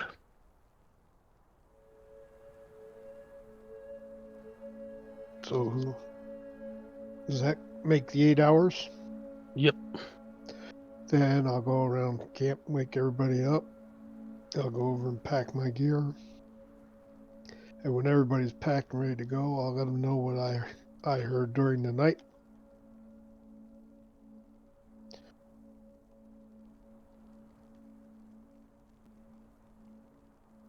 Dragon wings, they're everywhere.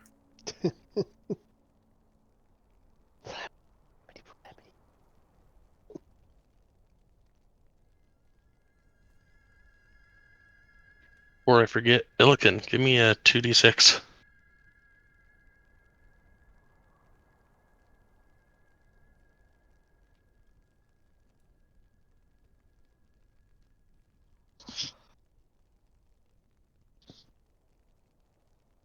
Alright, cool. And as you guys are waking up, let's take a break. And we'll be back in 15. Okay. Cool. Sounds good.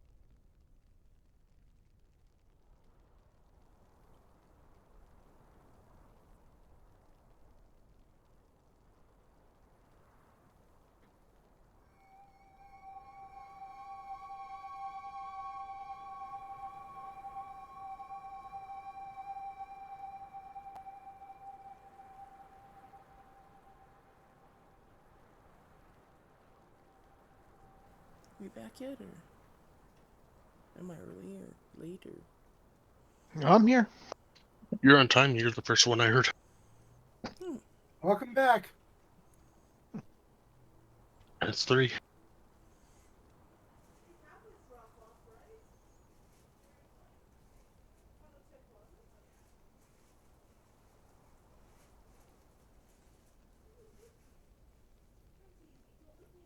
I'm here.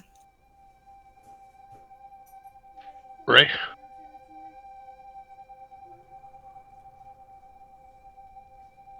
He just went that direction.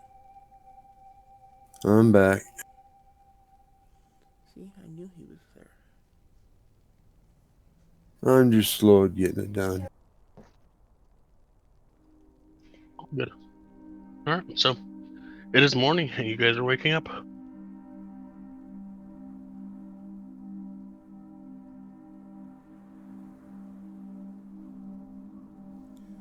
Well, let us continue along the river.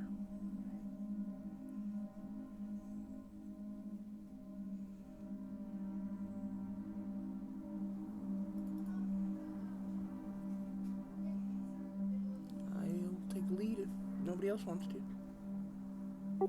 I'll help.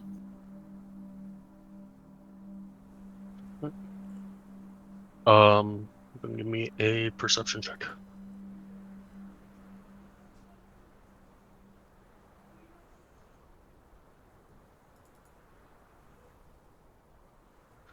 And I'm guessing you guys aren't stopping for lunch again? Nah. Why bother?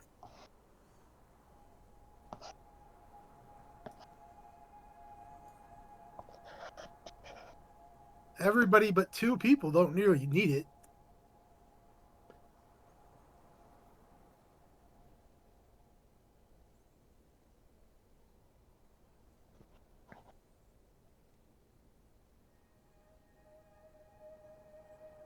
Well, they don't need it either.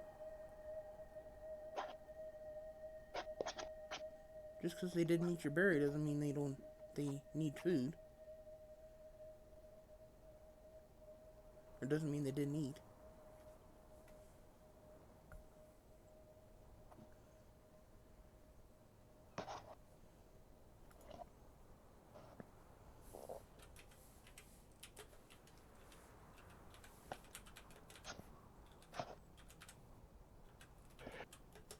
Alright.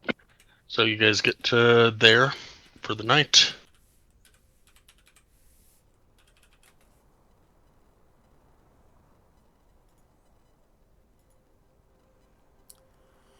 We're doing the red run.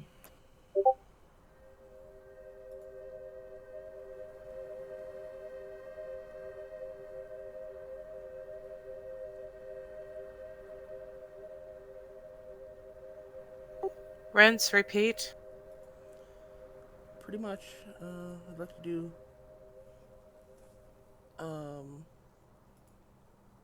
leatherworking at night, obviously.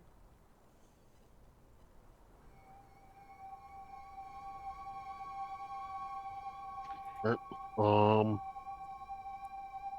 Stay out on the ice, or We should probably find a place to stay if we can.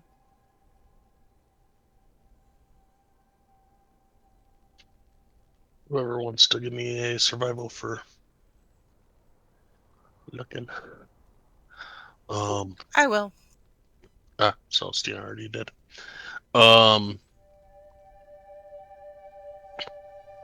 You find a little cove of trees. Pine trees that look like they'll give you some cover. Wind will still get through, but if it snows, it'll provide you at least some cover from the top. With trees around, I try to collect firewood to make a fire.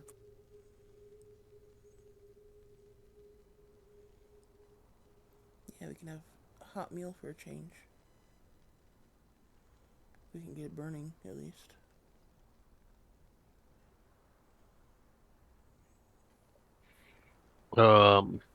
Looking, how long are you gonna go out and look for fire or for wood? About an hour.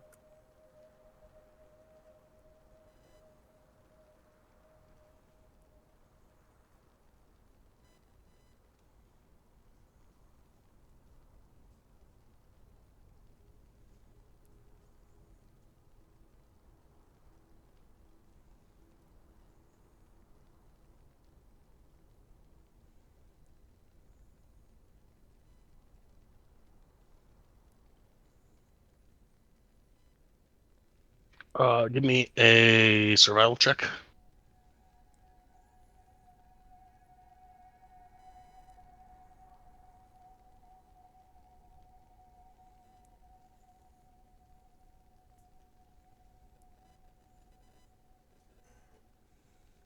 I need new dice.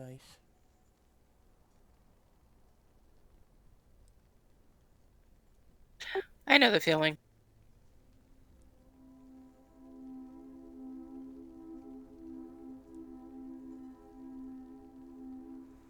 Saw an advertisement last night on Facebook for those Bluetooth dice. They're $115. Ouch. It's a little more than I want to spend on dice right now.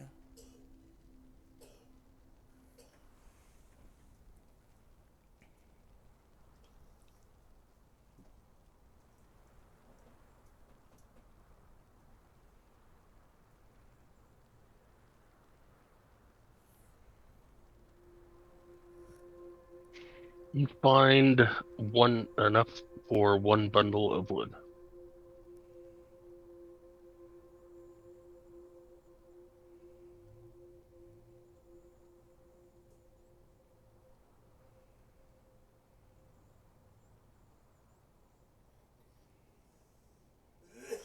Say that again.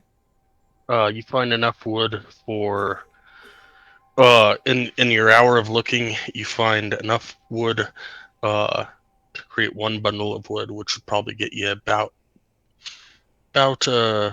hour's worth of fire. I think it'll be enough to cook some meat if we wanted to. So I'll bring it back to the camp and set it up and bring a little food out just to cook.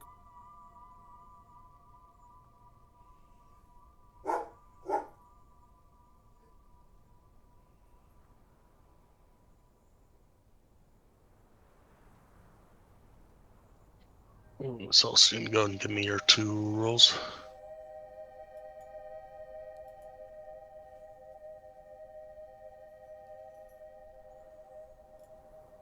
And anybody else doing anything?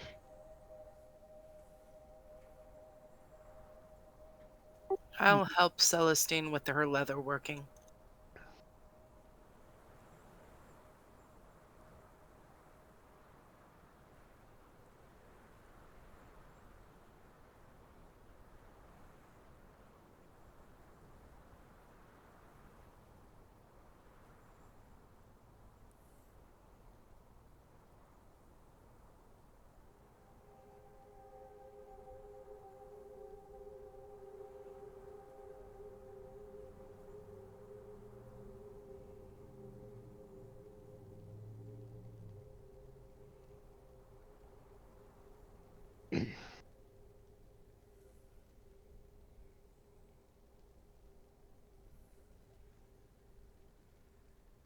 Okay. Into 4 hours, you're able to get all 4 hours of your completion for today. Awesome. Thank you for your assistance, Claudette. Appreciate it. Oh, no worries. Sometimes I think maybe I should go back to leatherworking. Got a lot done then. Yeah. It was faster with your health, but I understand wanting to branch out to other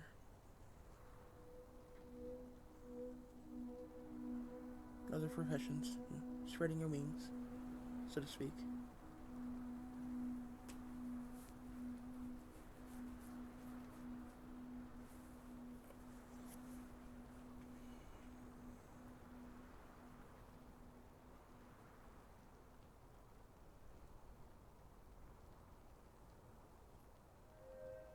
And Illican, are you cooking the food or just setting up the I'll set up the flame, let somebody else cook it, because somebody said she was the chef. So, and I have drawing that I can do. I just spent 4 hours helping with leatherworking. Yeah, I can slice some steaks off this meat and lay them on a rock right next to the fire to I'll cook let them. him, I'll let him do that, and then for the next 3 hours, I'll do my drawing. Okay. Drawing. Sorry, cartography. Wrong game. No, it isn't. I'm working on my cartography in this one.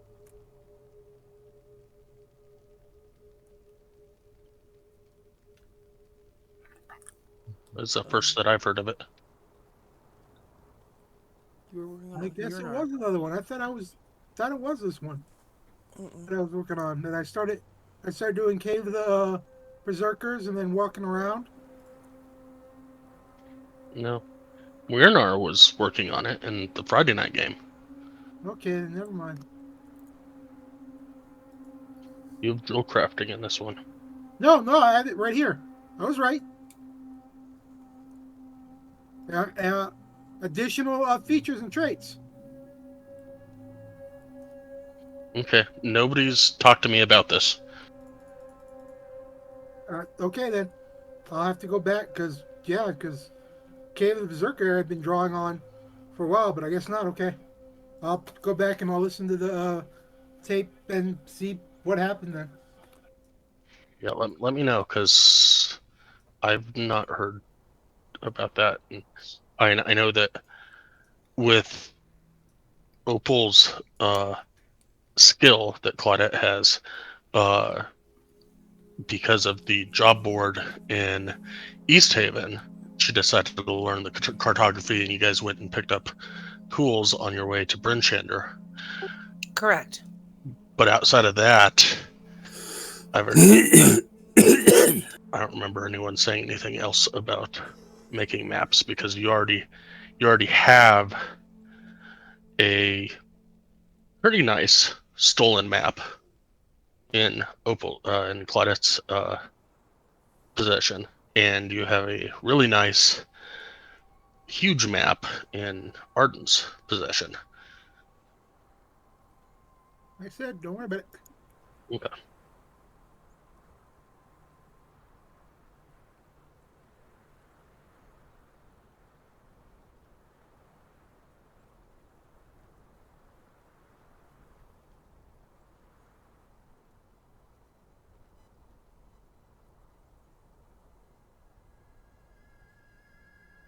Alright, so after the 4 hours helping Celestine, I'm gonna lay down and go to sleep.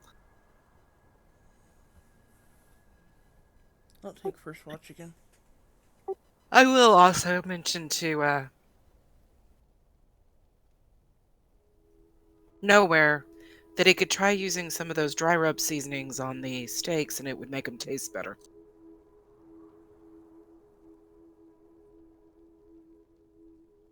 And then go to sleep. Okay, well, next time you can do the cooking, you can do it your way.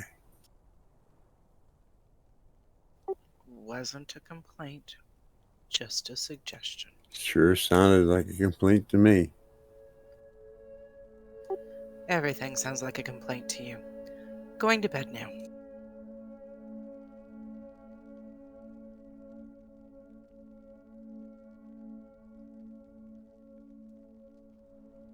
All right. Who's doing watches? I'll take first watch. I can take a watch.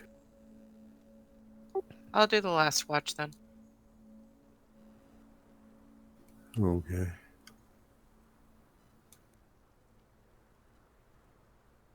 I'll take out my bedroll and curl up. Try to get warm. Stay warm.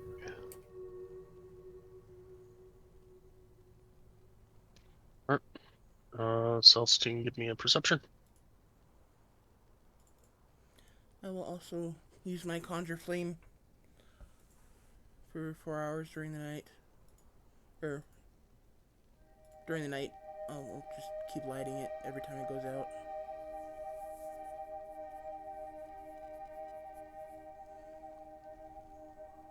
Just to try to keep us warm.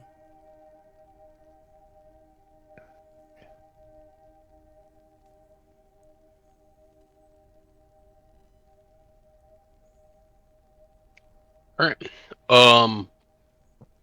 Yeah, your 4 hours goes without a hitch. So,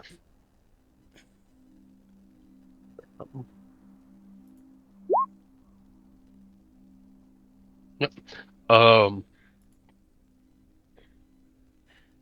It's a somewhat clear night and brisk wind, partially died down by the trees around you, and yeah, your watch goes without any problems. Okay. Then I will um go over and wake Nowhere. Okay. It's a quiet night. Is that What? is it that time already? I'm afraid so. I just laid down. About 4 hours ago. Yeah. All right. It's been a pretty quiet night. A little windy, but nothing terrible. It'd sure be nice if we had a fire, but we don't.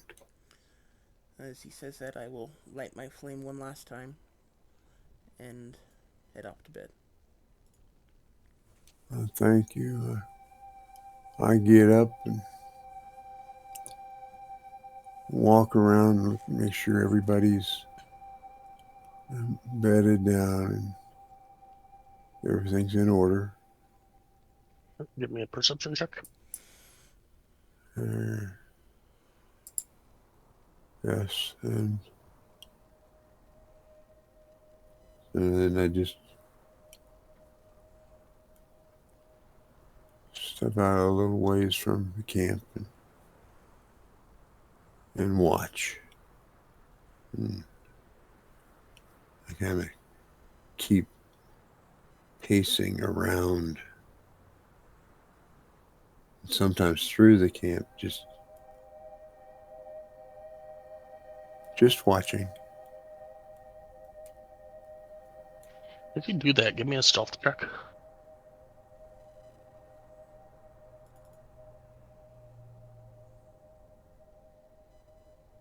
I'm just fucking with you. There's nothing out there. Your watch goes without a hitch. And as far as you know, nothing's out there. All right.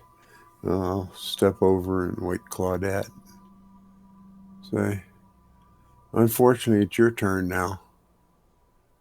Alrighty, thank you. And yeah, I'm off to bed.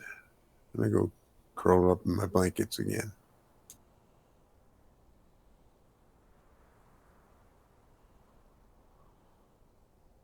And Claudette, give me a perception check. Oh, you did. Yeah, whoops. It was whispered to the GM, guys. It was a It was 19 and 19. a 12.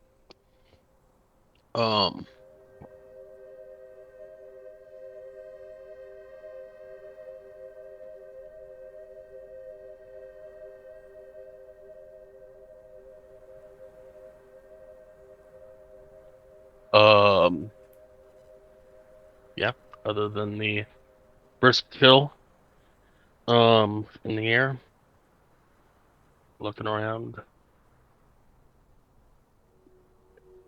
outside of the wind, it is a quiet night.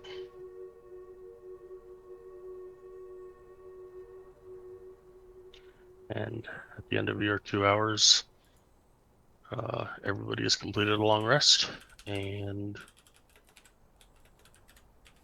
Everything is good. I begin waking people up.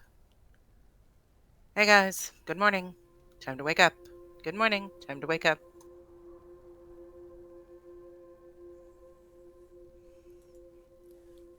I will kind of wake up and rub my eyes a bit, just kind of look over at Nowhere groggily and be like, "You have got to stop walking through the middle of the camp when you're on watch.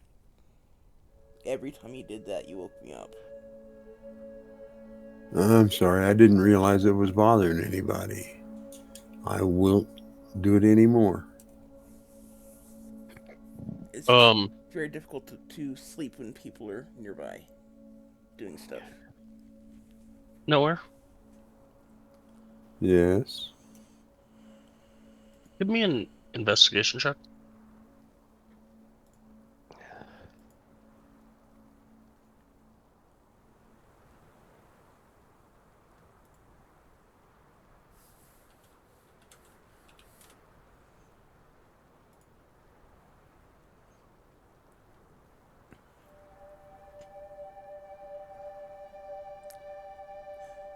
Can I offer him guidance? You're sure.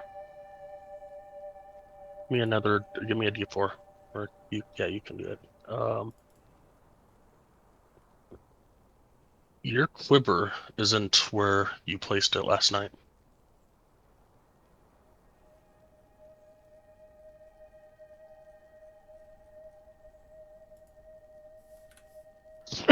As in, it's been moved or it's gone? It's been moved. Okay, well, I'll look at the quiver, see if I can see anything different. About 15 feet away from where you put it last night. And imprinted in the snow is a tiny sizzling imprint.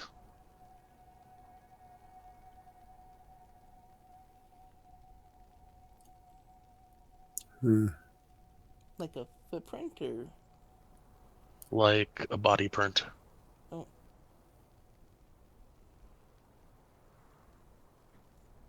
Like somebody tried to take the quiver and didn't realize it was going to damage them.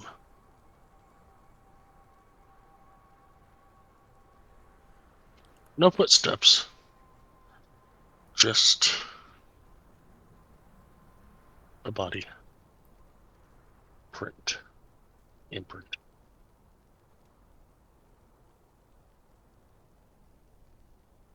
How small is this body imprint? Pretty tiny.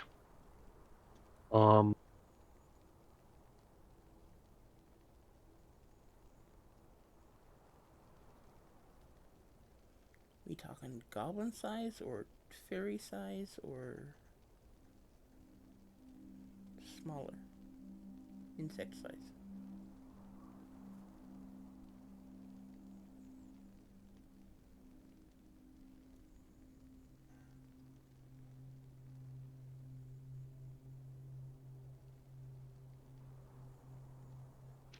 Probably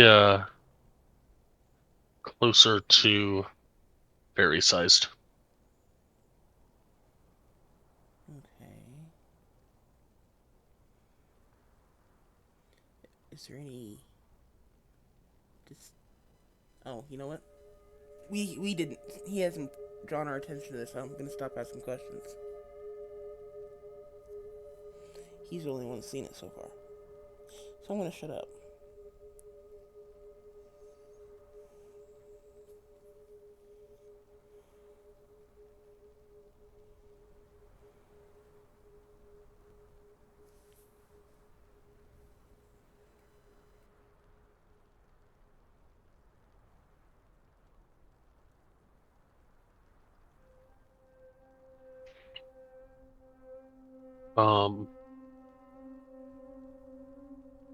As you pick up your quiver, there's a strange dark orange device attached to the strap, and lying next to the sizzling imprint, underneath the quiver, are 4 dark orange arrows.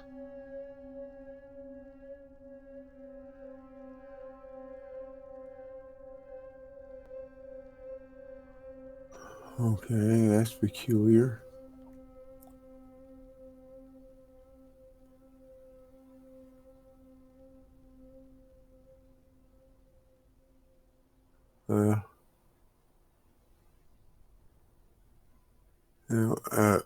Would seem to me that whatever creature decided to take the quiver didn't realize that it was protected with cold damage. And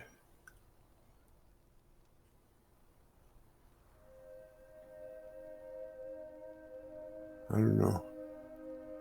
But I pick it up, and of course it doesn't hurt me any. But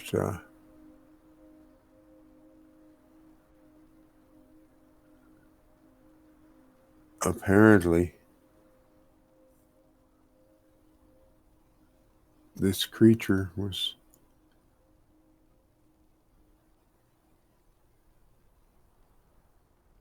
either severely damaged or even killed by the cold damage. Don't know how much resistance they had to it. But I don't see anything now except those orange arrows.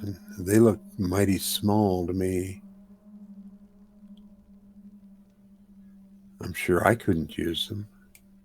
Well, they're arrows that people use to shoot from bows. Yes, but are they the size of my arrows? They're the same size as every arrow that you've ever seen. Huh.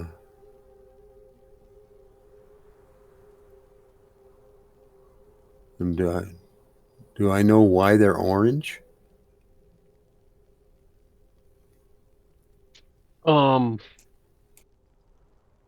Offhand, probably not.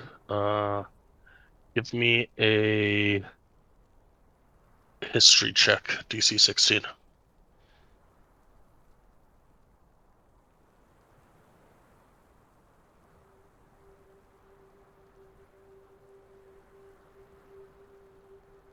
With an 18, I believe you get advantage due to anything from the hells via your book. Okay.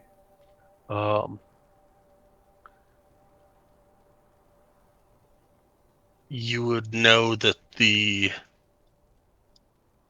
shape of the imprint is most likely an imp, and that the dark orange is a color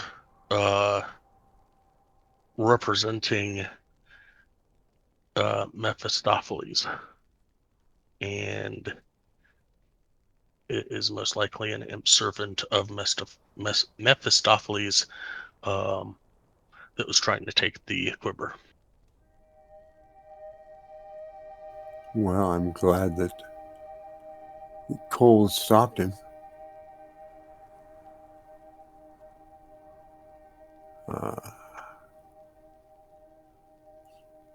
Too bad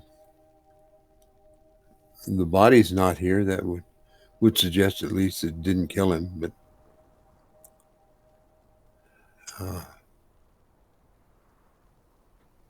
so I can pick up those arrows, and I guess I can put them in my pack.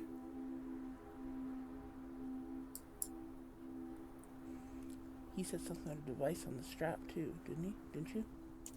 Yes, he did. What kind of a device was it?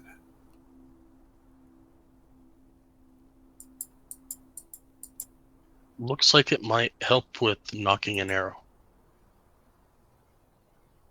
Huh. Well, I'll have to investigate this.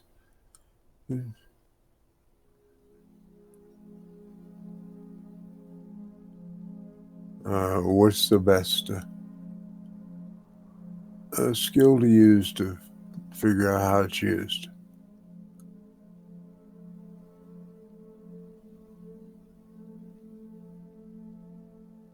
Um, Typically people would either spend an hour with it, or somebody, no, sorry, 8 hours, I think, I don't know, or somebody might be able to identify it for you. It's usually a short rest. Yeah, short rest then. Okay. All right. Well, I guess I'll take it and keep it for the next time we rest. See if we can identify it then.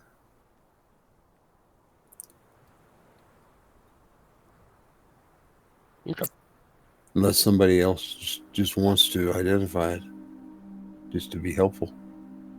You would have to tell us about these things first before. Yeah, at the moment you're 15 feet away from the camp, looking down at this thing.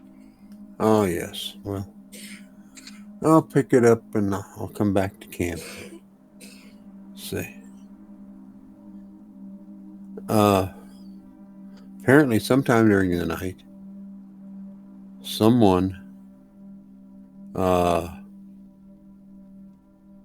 looks like most likely an imp of Mephistopheles tried to steal my quiver, and when it defended itself, they left it. I was found about 15 feet over there, and the culprit left 4 orange arrows, and I've gone ahead and taken them into my stock of arrows. But there's also this device that needs identifying. See if it's magical and see what it does. Is anybody willing to do that?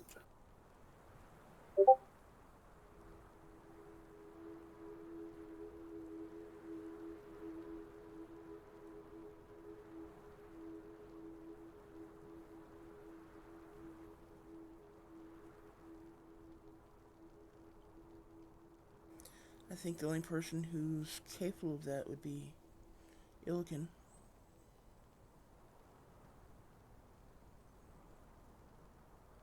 And he's being very quiet. That's fine. I'll save it till the next time we rest, and I'll study it then.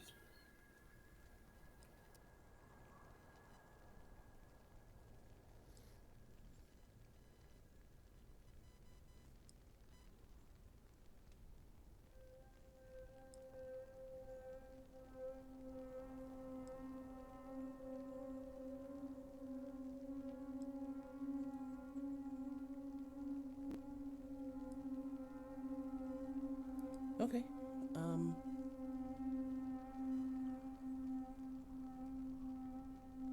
Illiken, are you there?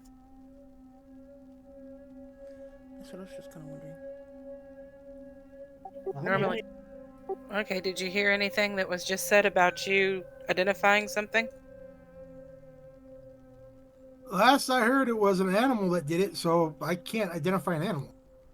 No, he identified the items that was left, and it was an imp. Okay, then yes.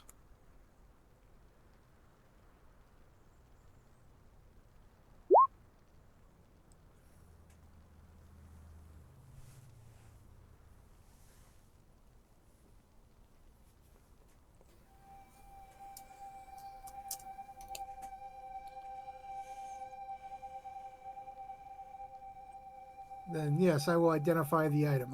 I could have swore you talk about the imp, but I'm like, no, I can't identify an imp. It's an imp. Which item? Is the arrow or the other thing? The other thing.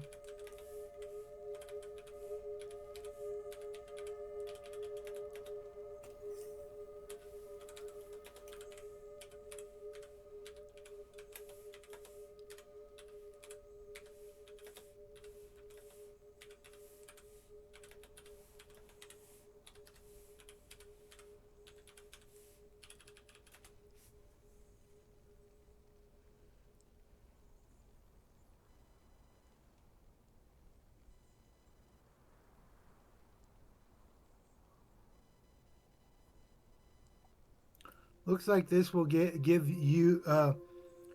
us assistance when you guys are notching an arrow and shooting it against enemies. It may confuse them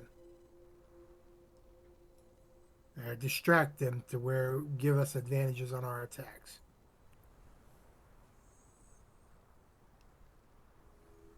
Something that you or Arden can use because you're mostly our archers. And then I'll do the same thing. I'll identify the arrow as well.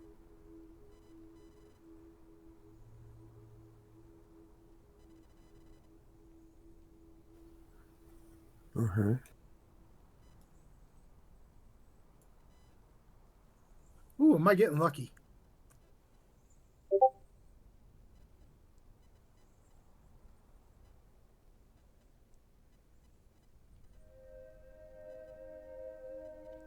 It is a fire arrow. It is a fire arrow. All right. Thank So you. it'll harm them. It'll give you additional fire damage when you strike an opponent. It'll do fire damage instead of piercing damage. Okay. Sounds.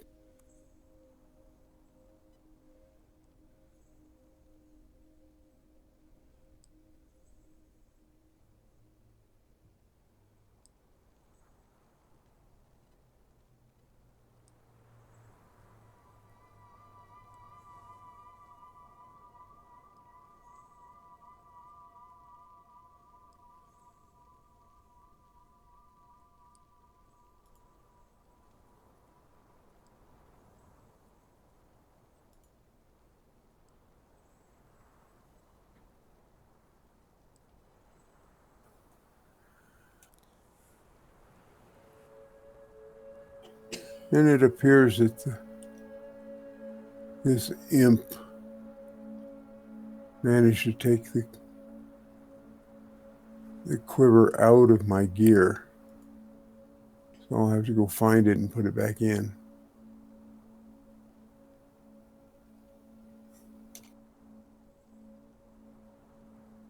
We'll assist with that. And was your quiver magical? Yes, it says artifact. Would could this looks around? Is it been we're blowing enough that it might have been covered with snow? No, he found it. It was 15 feet away from the camp. Oh, I thought he said he started to go looking for it. So I'm like, okay. No, I just got to put it back in my inventory. Oh, it should already be in your. I haven't touched your sheet on that. I don't know. I'm not seeing it in my inventory. And one of the last spaces is highlighted with a red line. Not really sure why it's doing that. I can't figure that out. Cool. Roll20 does that a lot.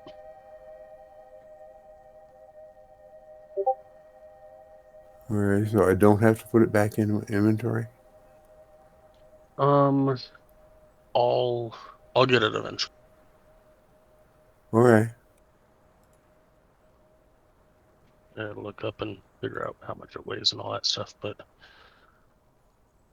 it's like 1 pound or 2 pounds or 8 pounds or I don't know, but I'll get it put in here shortly. All right. That sounds good. Thank you.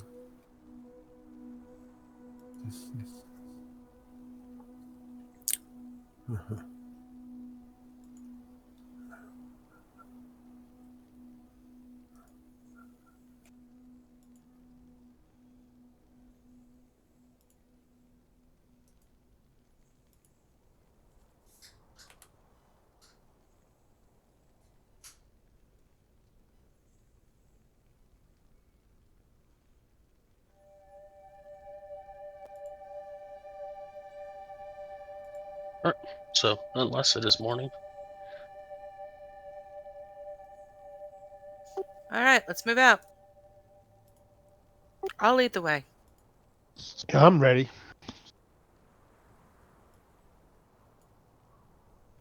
Following the river.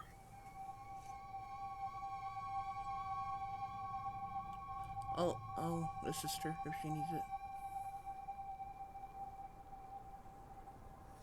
Thank God there's a freaking river. Right?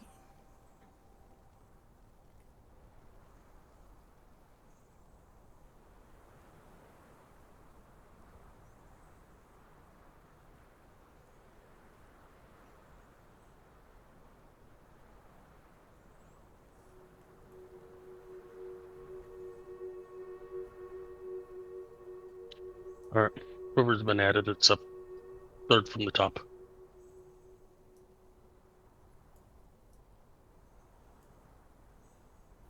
Thank you.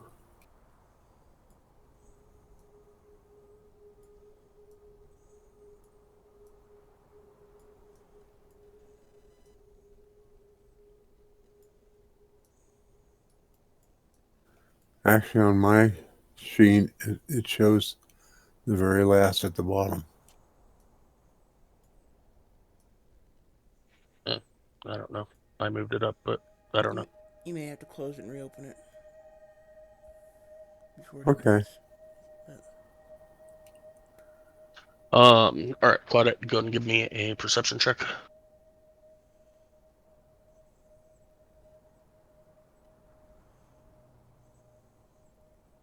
All right.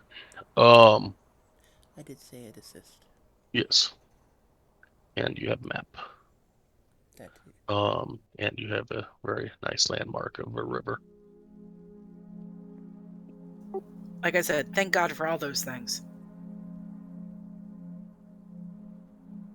And I'm even going to allow this to go in about halfway through the trip. You notice it, yeah, this is, I don't know, like noon 30-ish. No, 8, 12, 1, 2, 2. So sun's still barely out. You notice a glint up this direction. At the top of Snowy Hill. Hey guys, see the glint? Maybe we should go that way. Maybe somebody's trying to play us down with a mirror trick. All right, let's follow. Worst thing happens, we get into a fight and I get guilty. I'm game.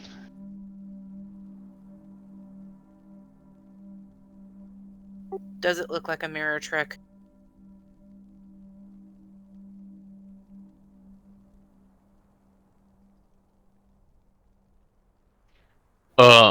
Sec.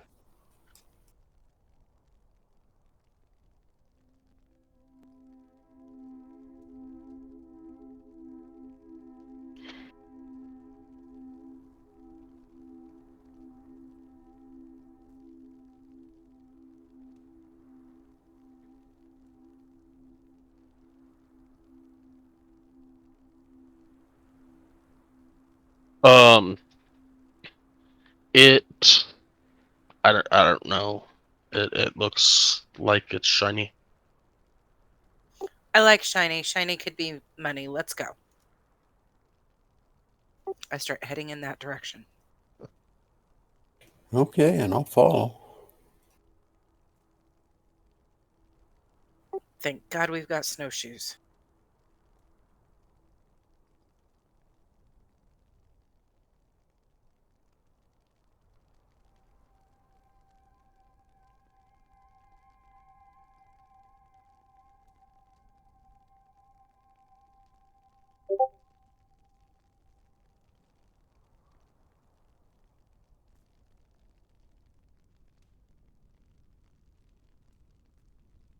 Testing, testing. I Testes, hear you. testes. I hear you.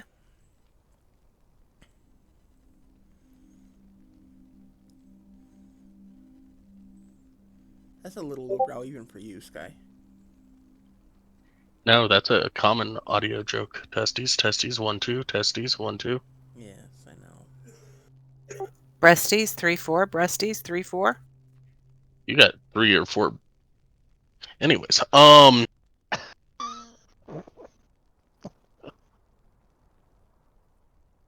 third dimple, anyone? So, anyways, all right. So,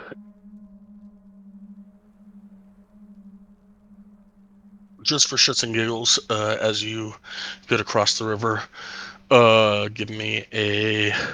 give me a dexterity save.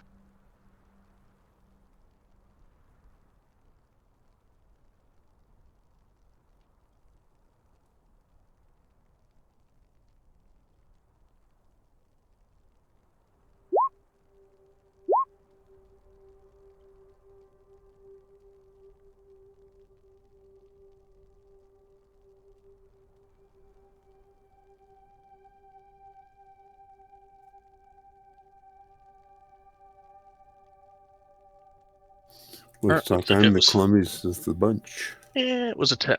I had to check it, but it was a 10. So nobody slipped. Nobody fell on their ass. Nobody was going to take damage, but I just wanted to see.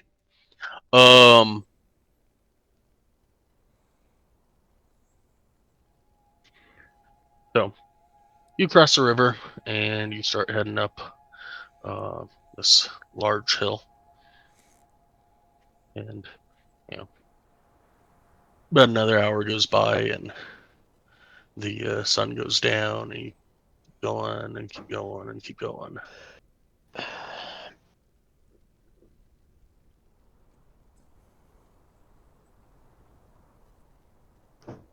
And as you get closer, with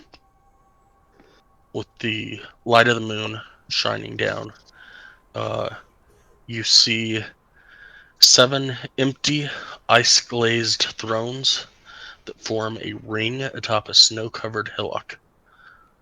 Under the light of the moon, the apparitions of dead frost giant jarls appear in the thrones, clutching the ends of their armrests with icy fingers as they seem to reminisce about the glorious past.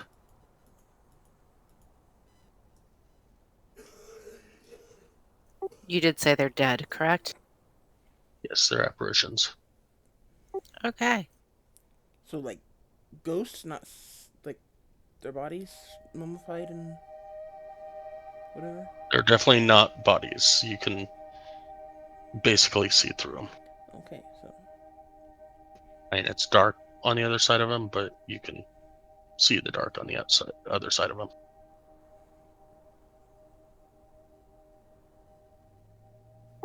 Interesting. I don't know that I've seen frost giants up close before. You saw one when Illican approached the one on the mammoth. Ah, yeah, okay, long time ago. We also saw the body in that. Frost giant body in that lodge way back when we were facing the wolves. Yeah, but here they almost look like they could come to life any moment. Apparitions, ghosts, you know. Kind of tall. Wonder what was shining.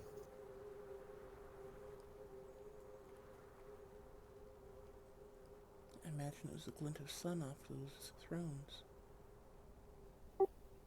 Hmm. It's the one that I went and sat on and said I can control the weather. Well, that's not what we're talking about right now. Okay, so are the thrones apparitions or are the thrones real? Oh, the thrones are very real.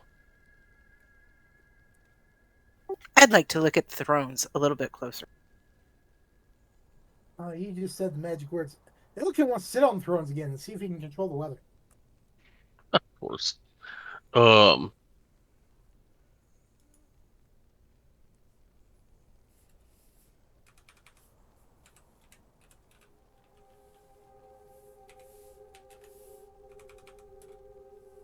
White, I just moved maps.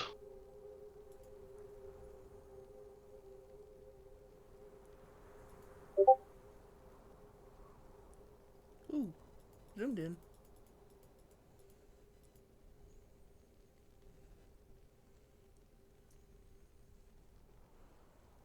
Those are big shrooms.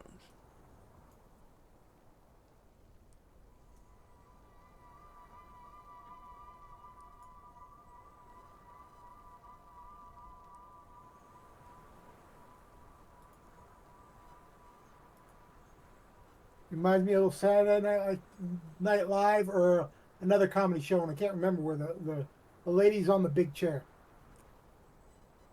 Lily Tomlin. Yes. Silicon, give me an athletics check to see if you can get up into the chair.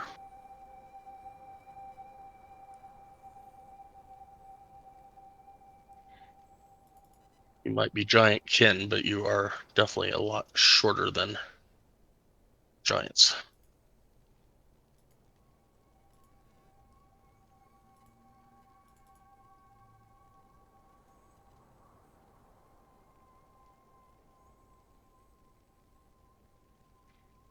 Yeah, you get into it. So the ancient thrones are carved out of blocks of stone. You can definitely tell that they're iced over, and it is probably that which gleamed off the sun.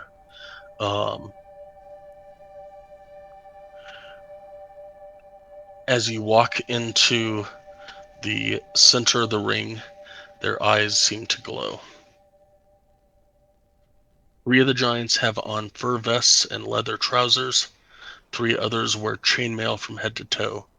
The 7th giant is slightly larger than the others and wears a coat of white dragon scales and magnificent horned helm.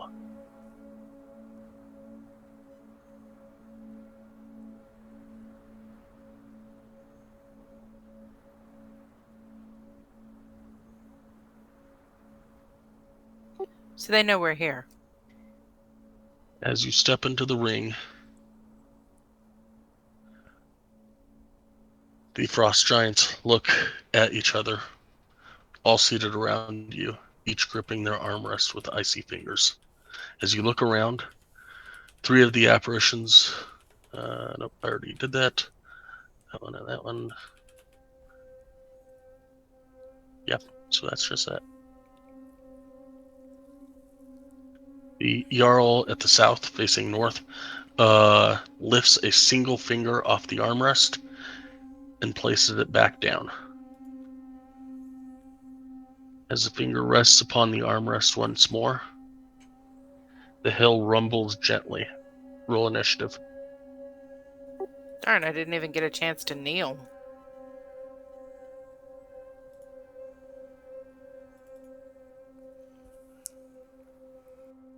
Would you allow me to cast the spell before the initiative roll? Possibly. I would like to cast Bless on people, if that's okay. Okay. Okay, I will take the bead from my necklace and cast Bless on Arden, Nowhere, and Claudette. Because at the moment, Illikin is out of my eyesight.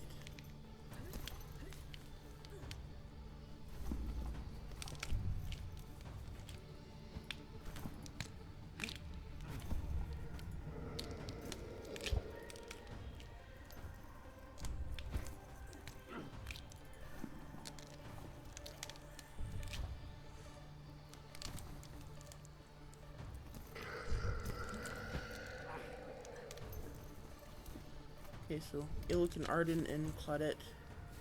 Don't forget to check your bless boxes. I'm totally gonna write a macro, so all I gotta do is click on your tokens and click a button, and it does it for you. And click on your tokens. Roll20 will break that in a moment.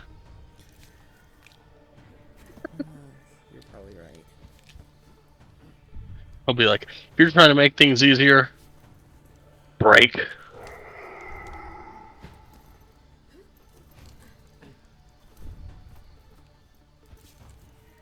Does anybody order from Uber Eats often? No. We usually do DoorDash. They're expensive as all get out. Is Uber Eats any cheaper? Not much.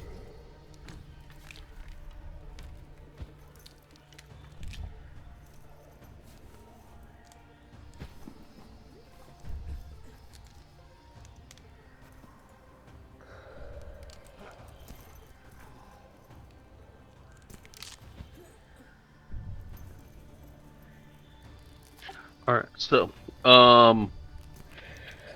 a frost giant skeleton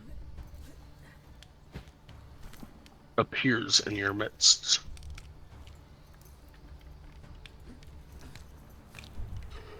Just kind of rises out of the snow. Sure. He waves. Nowhere. Nowhere. You're up.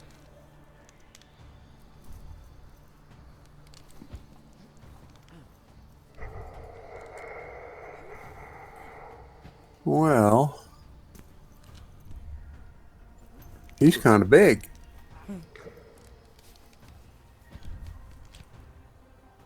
Uh,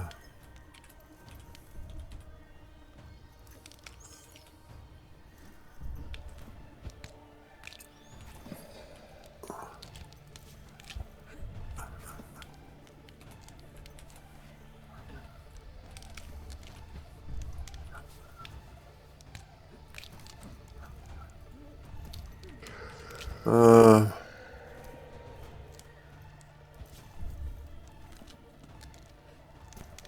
do I have a disengage that I can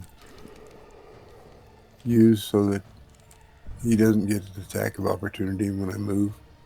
You can do it as an action. Oh. Well, I was hoping to be able to do it and still attack, but I'll take what I You can with your action search. Oh, that's true. All right. Now I will disengage as an action, and I'll move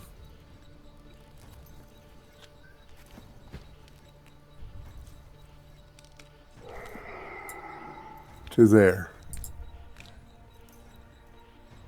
And then I'll use my action surge. And I will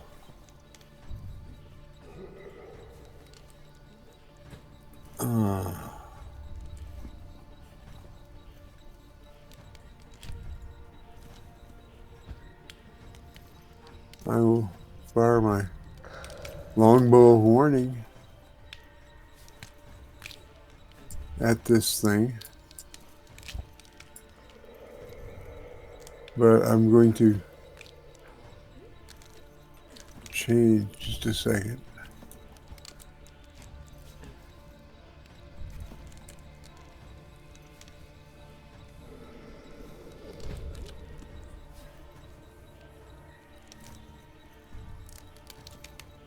I want to use an arrow +1 instead of the normal arrow. A magical arrow. Gotcha. Yes. All right. And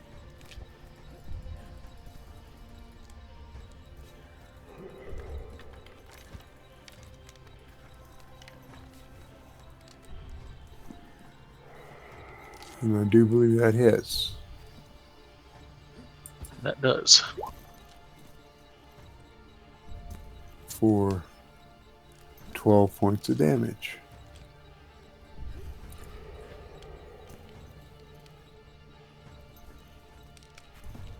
And then I'm Actually, going, be 13 points of damage because you got the additional point from the magic. Oh, yes. Give yourself back one of the arrows and take away one of the plus ones. Yes. And your second one will also hit. Okay. And that one, I'm just going to use the regular arrow.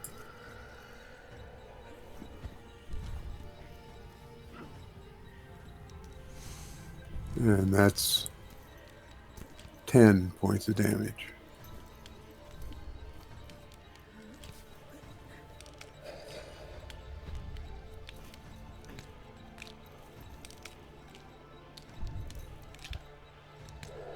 All right.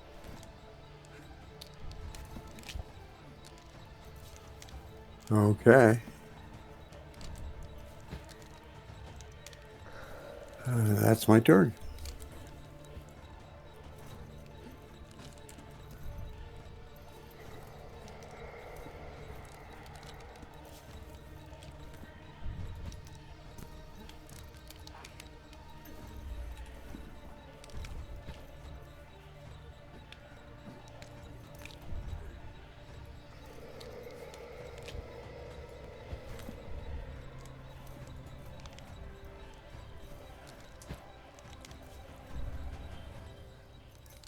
Well, since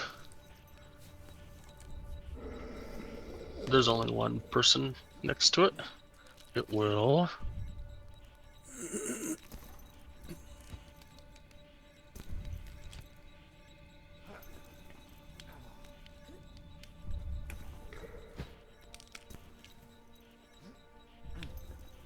attack Claudette with a 15 and a 13. Okay, the 15 would hit. No, I'm sorry, it wouldn't. 15 and 13 don't hit. Okay. That'll be it for its turn. So I'll see you. Because of my awesome armor, studded leather armor that I made you. Absolutely.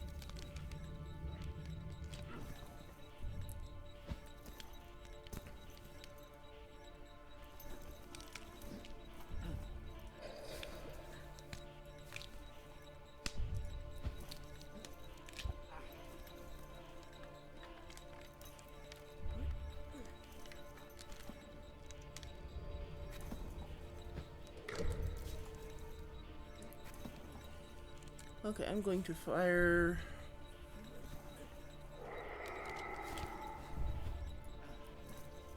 a... guiding star at this guy.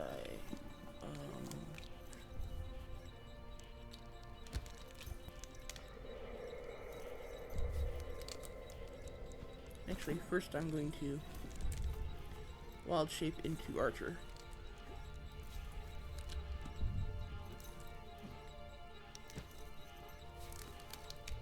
And then fire guiding star.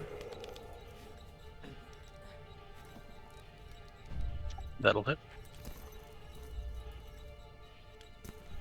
Which also allows me to fire a luminous arrow.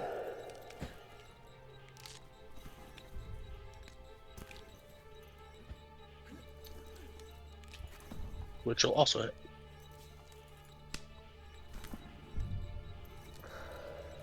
Okay, that is using bonus action and action. And then...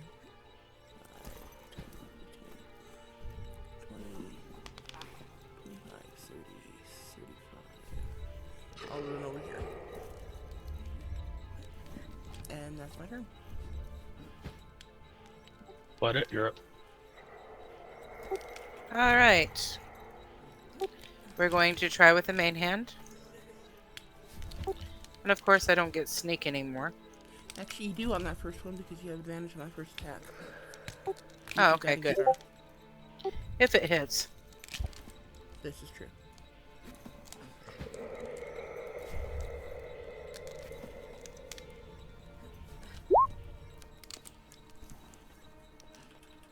That'd help if it's the same. Oh, shit. Unfortunately, 13 does not hit. Alright, and offhand? That does.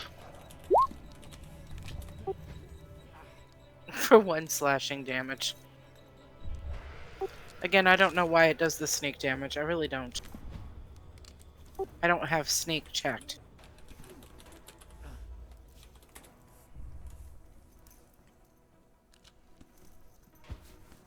That's weird.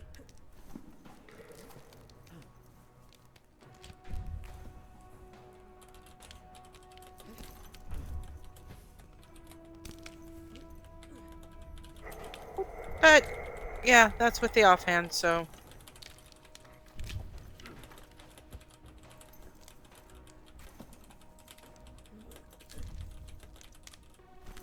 Please mark him for necrotic damage. Not that I think... Well, he's dead. Necrotically speaking.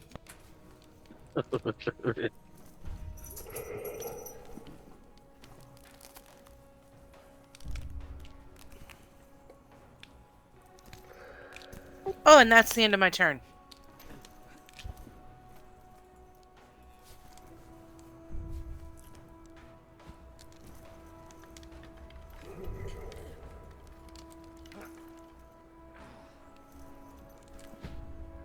Is there a reason your Drake is injured, Illican? What? Is there a reason your Drake is injured?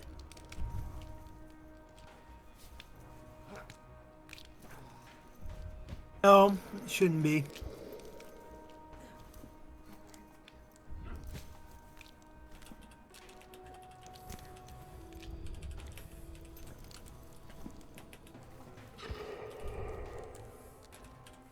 Arden, it's your turn. Alrighty, I'm going to attack with my bow. And I'm thinking fire arrow. Okay. And I'm marking it as favorite foe. A 16 will hit.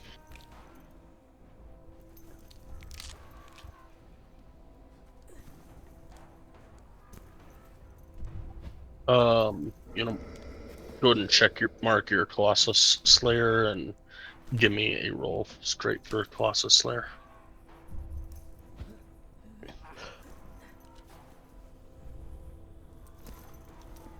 If it has been damaged, you do get your damage.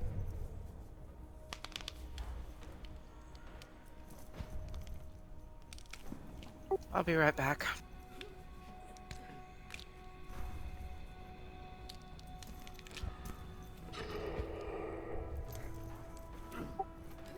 All right. And I'll take my second shot.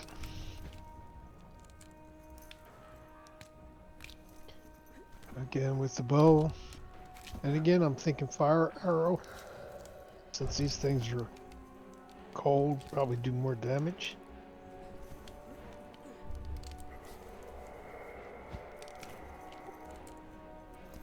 It didn't look like it did any more damage than it typically would on the last one. Well. But again, a 16 does hit.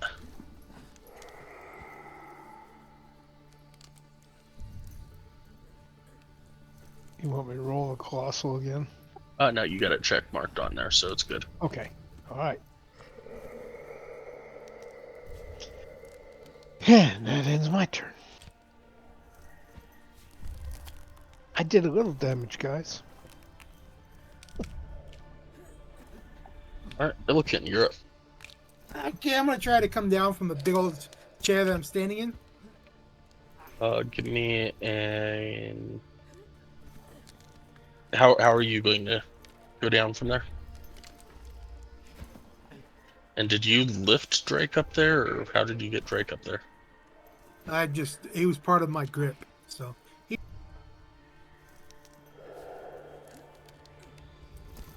Part of your grip? I have him, so when I'm moving, I can move them both at the same time. Oh, gotcha.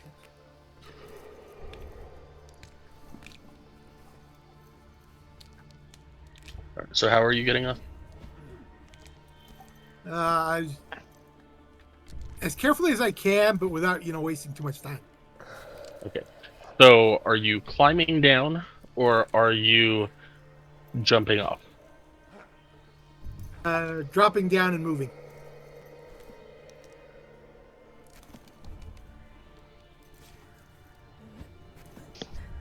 All right. Roll me a dexterity save.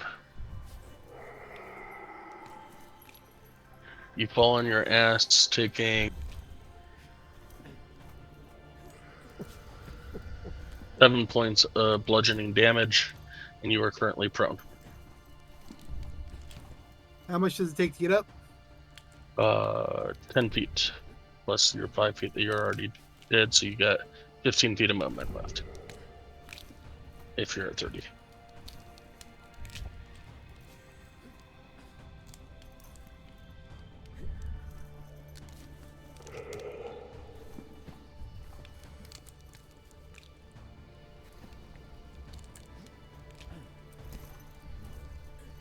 That second one doesn't really count, so don't worry about that. The second war pick.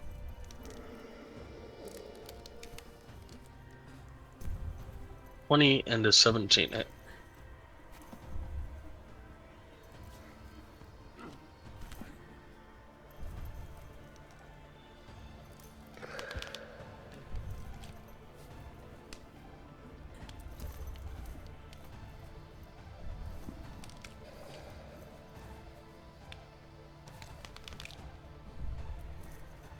As big as you, and then my break would attack at the same time.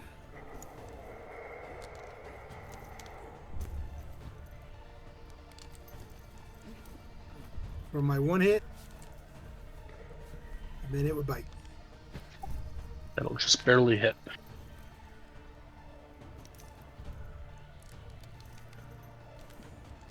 All right, that's my turn.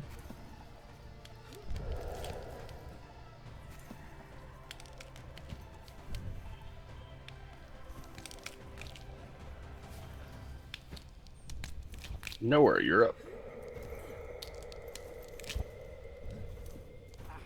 Okay, I'm going to fire my longbow warning.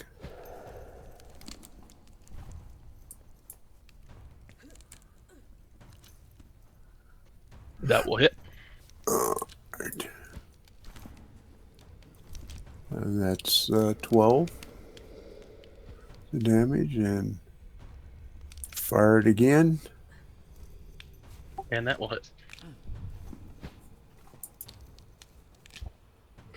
And 11 points of damage.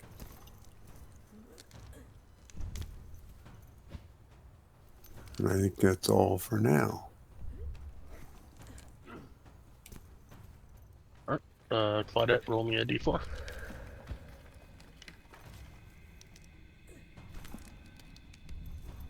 Nice. Yeah, finally in my favor. Woohoo!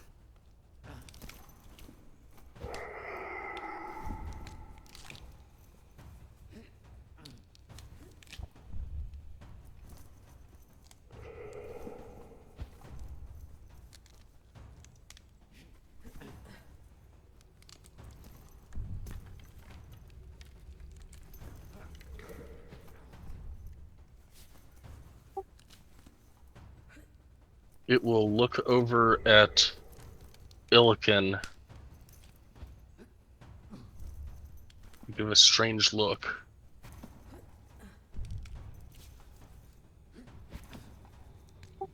The hell? That is not how that's supposed to work. No, it's not.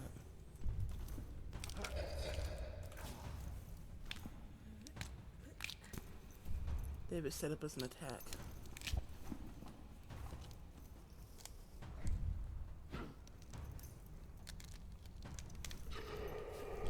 There we go. There we go. Oh, what the? Weird. Whatever. Already had it up there.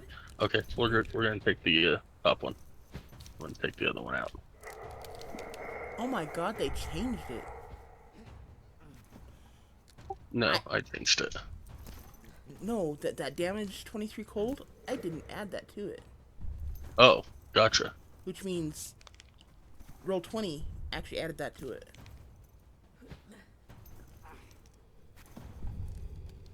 Awesome.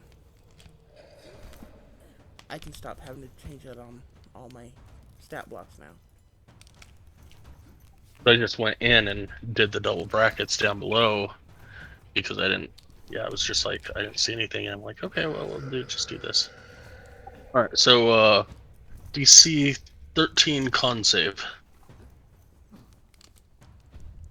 against Illican.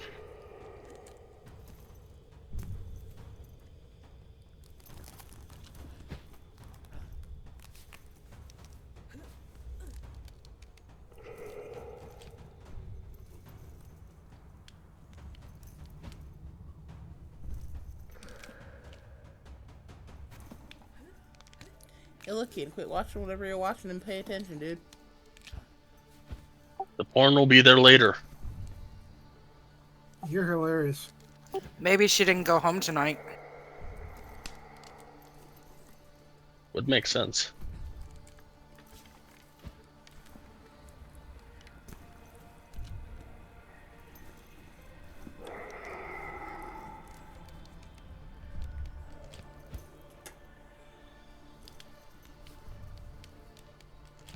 He's hurt. Why did you take the damage? I'm not allowed to do something. It's still on his turn, so it definitely ain't my turn. You were supposed to roll a DC something. Constitution saving throw, dude. I asked for a DC 13 con save, which you're not listening to, and it's in the chat.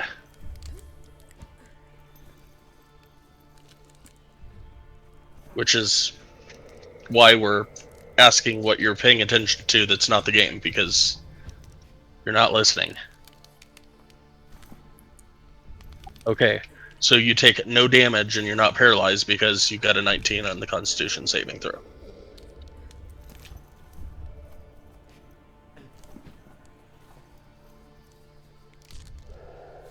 Celestine, you're up.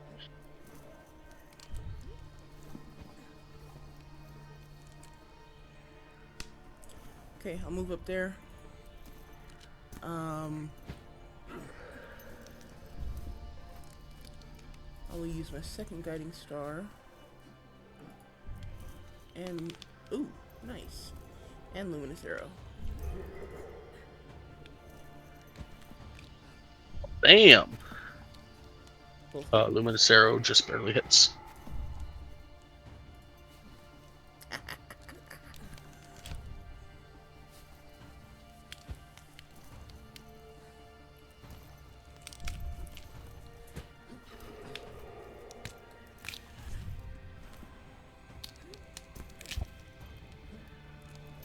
Nice.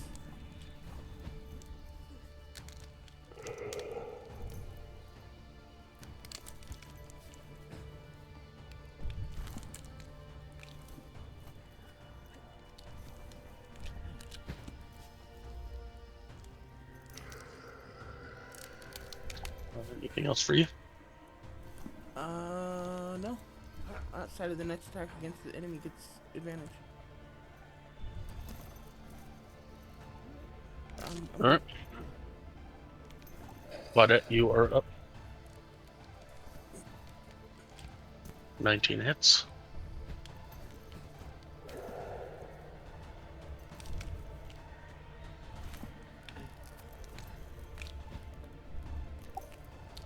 Hold on to your second one. As this thing, we'll say, melts down into the snow.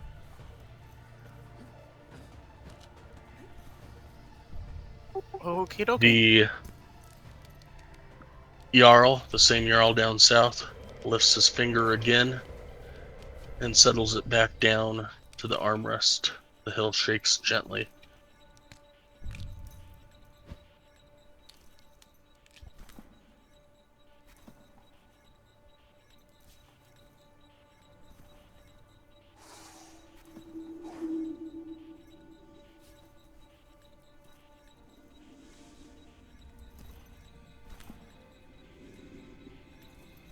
Yes, bonage.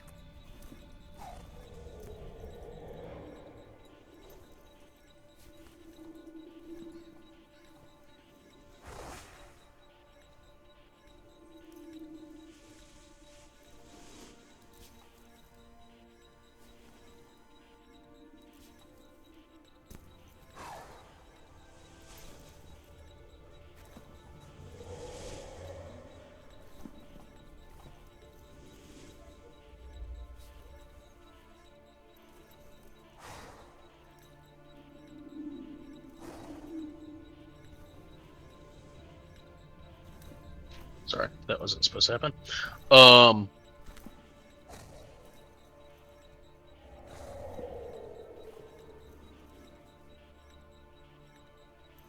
You feel something emerge somewhat close to you. Flood it before the end of your turn. Okay. So I'll slice out with my scimitar of wounding to see if I hit something.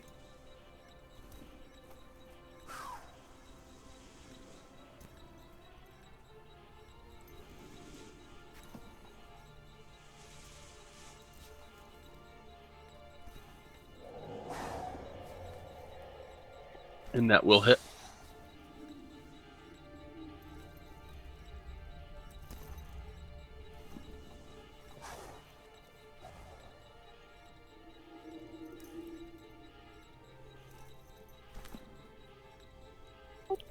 And that would probably be the end of my turn.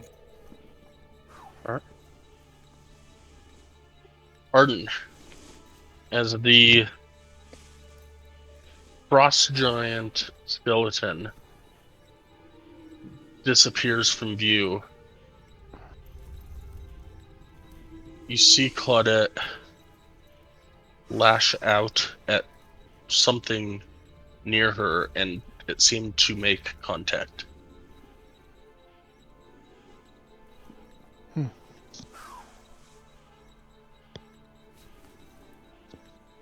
I gotta.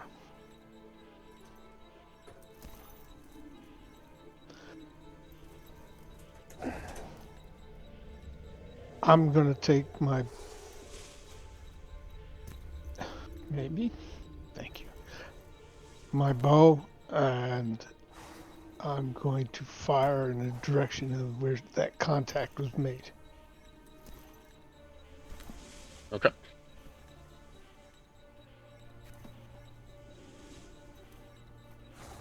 A 24 will definitely hit.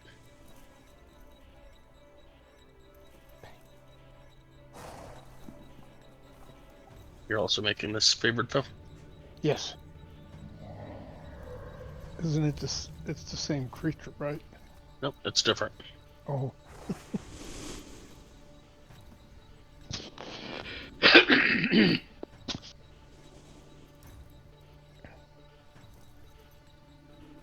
And I'll do the same thing again.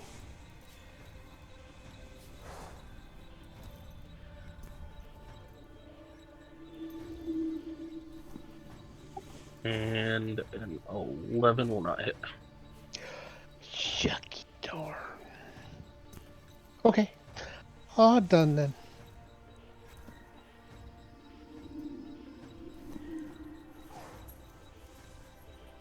You're looking as the frost giant disappeared. You also felt kind of a breeze come up from the hill next to you.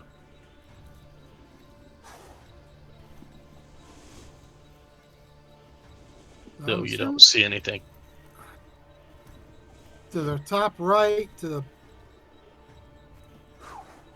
the right of you. Your other right. he's top of the hill, so I was looking at the.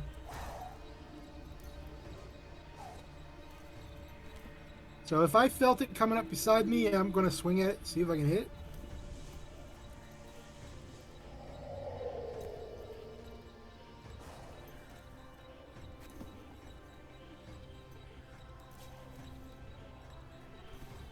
An 18 will hit.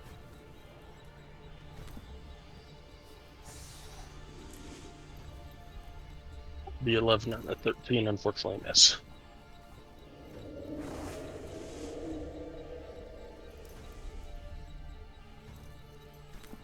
I'm sorry.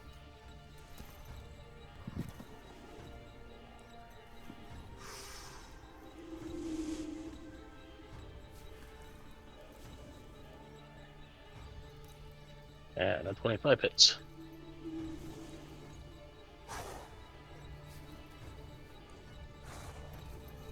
What are you sorry for, Claudette?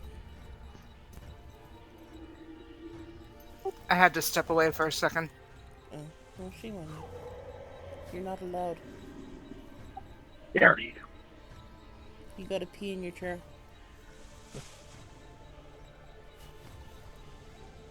Dog's gonna be like, why do you get to do it and I don't? No shit. Okay, it's my turn.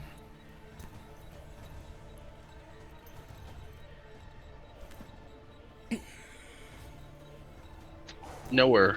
You are up. Claudette is attacking something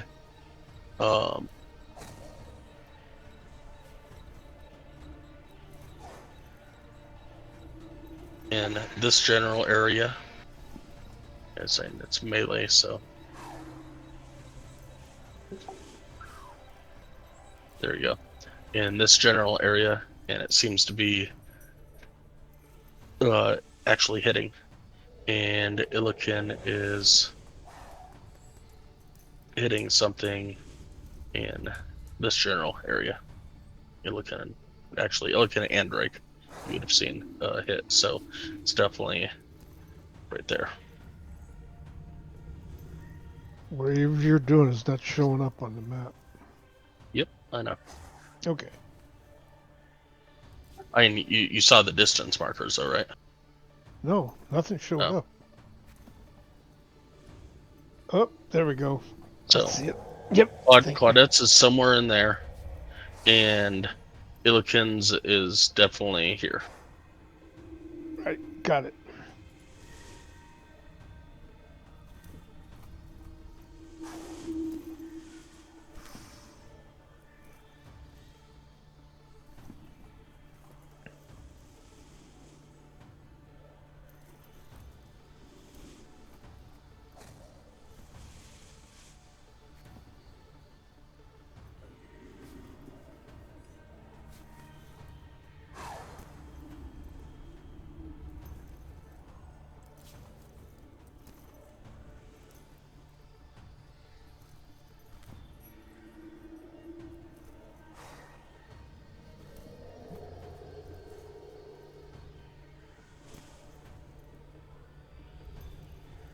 Would you like to try and hit anything, Noah? That's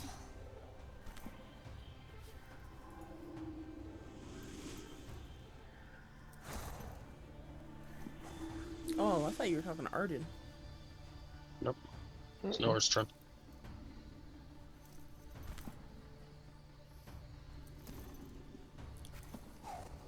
Dad, can you hear us again?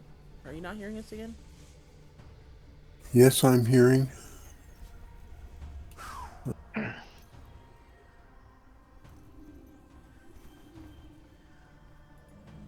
Not really sure what I'm supposed to do, but Well, That's up to you. you saw them swinging at things and hitting things, so...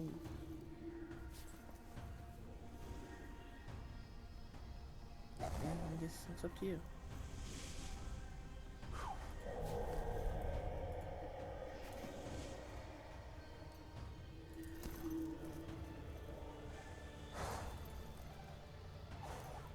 this is an invisible creature?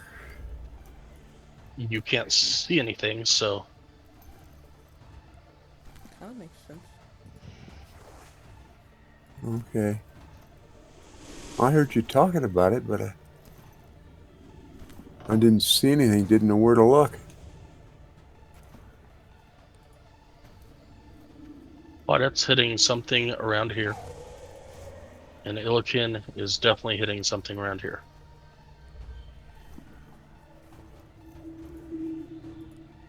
Okay. So I guess then I should shoot something about there too.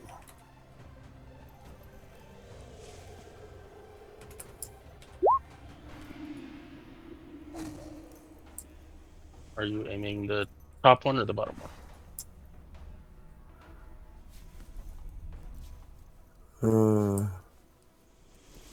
About there.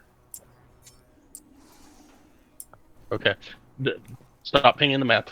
Are you aiming at the one that is closest to Claudette or the one that is closest to Illikin? Closest to Claudette. Okay. 14 barely hits.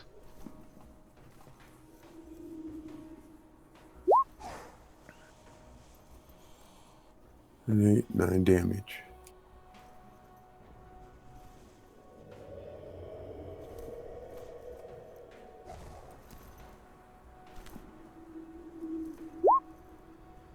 Once again.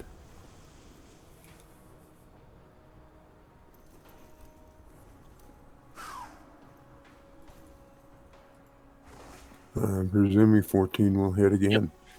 Yes, it will.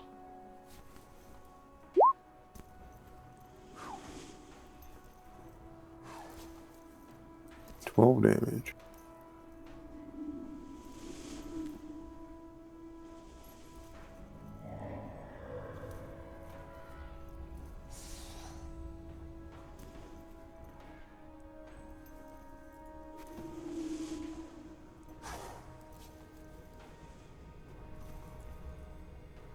I guess that's my turn.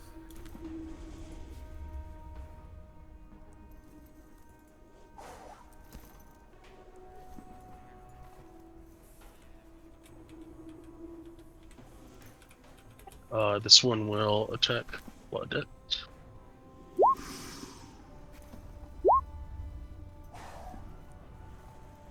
Okay. Yep. On the 26, nope on the 13, and I'd like to invoke Uncanny Dodge. Okay.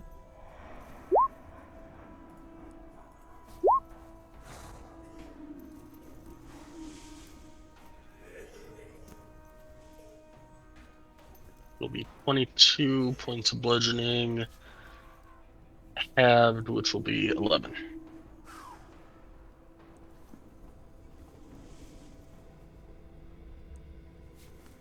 Got it.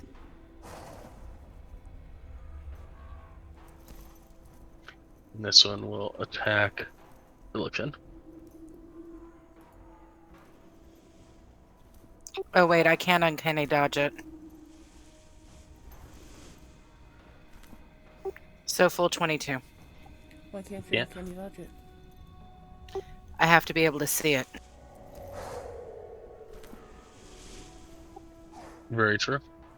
I didn't even So, look at that. Okay, sorry. Let me see if I can Iron Barbs it. Give me a second.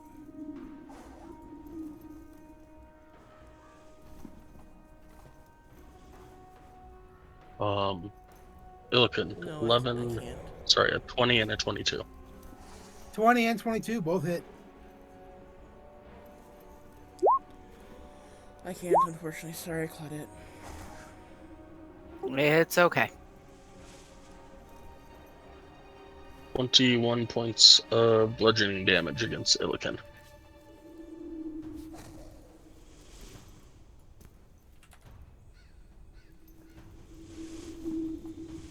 For the 13, the second hit. Yep. So 10 points.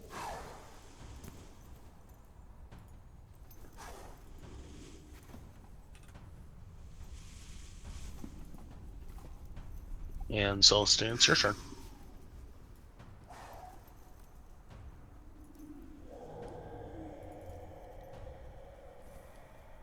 I will pull a bead off my necklace and toss it out to create a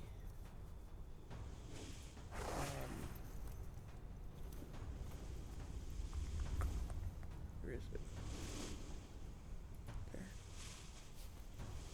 Beta stars. Iridium star.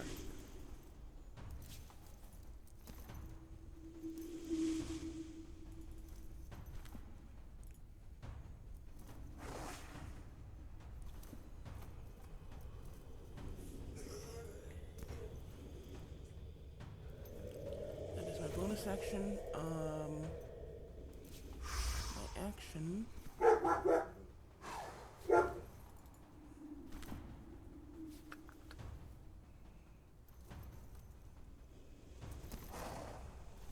I will, let's see, 20, 25, 30, 35. Charge into Claudette and use my sphere with 2 charges.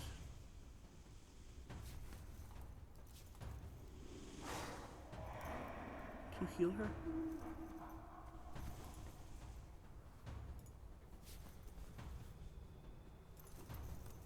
Oh, great. For a whole 8 points damage. 8 points of healing. Oh, yes, healing. Well, I'm healing you for 8 points of damage, so yeah. Healing 8 points worth of damage. Thank you. That's what I meant when I said damage.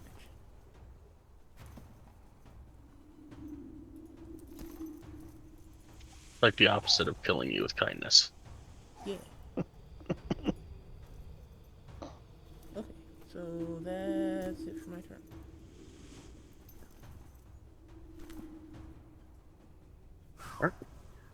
Claudette, you're up. Okay, let me get my health right.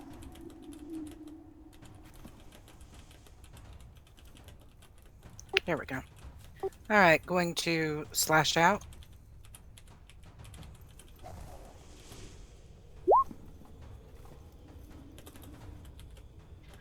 $23 will hit.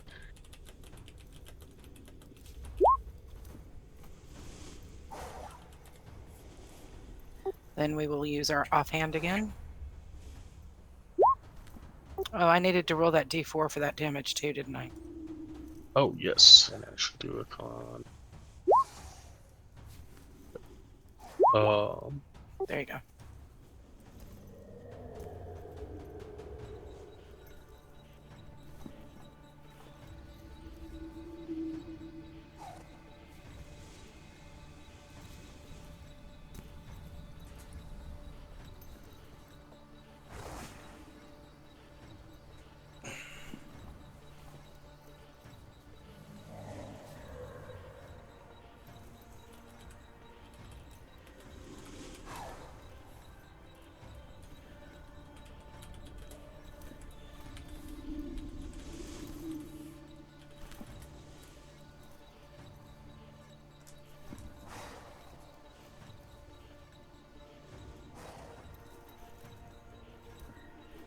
And let me know if the offhand hits when you're ready.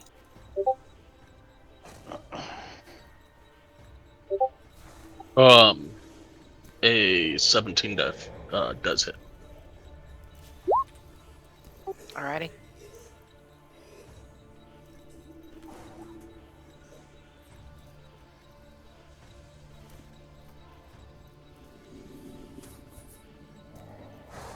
Do I hear a thud?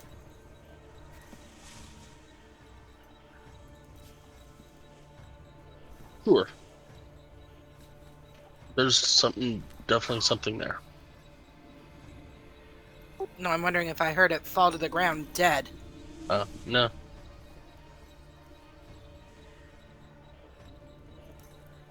That's the end of my turn. Arden, you are up. I'm going to engage the one that's close to Claudette Okay. with my bow. Hell yeah, you are. A 21 hits.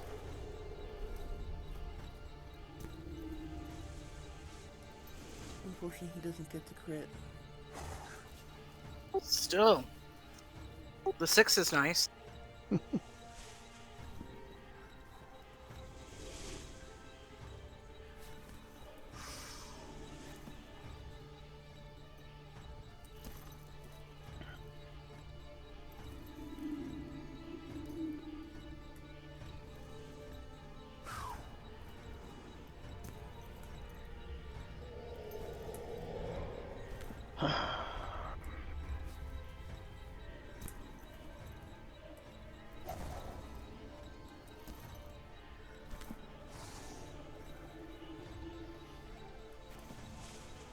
And your second attack.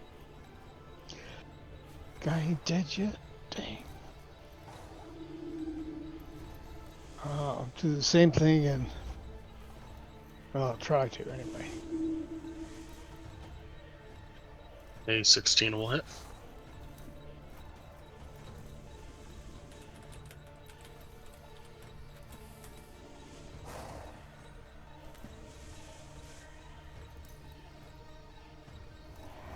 And that'll end my turn.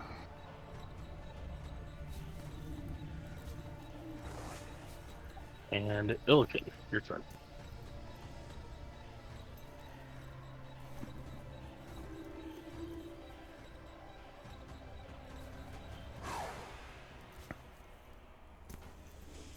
"15, 16 will hit, the 12 will not."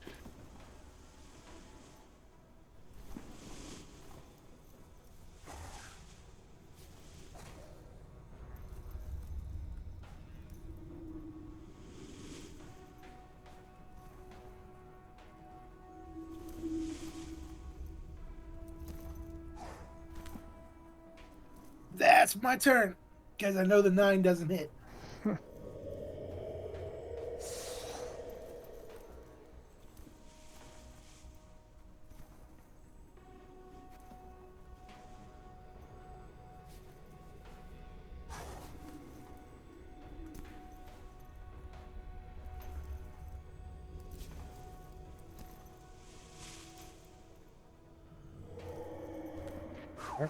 We are at 6, and my raid is at 6:30 tonight for some strange reason.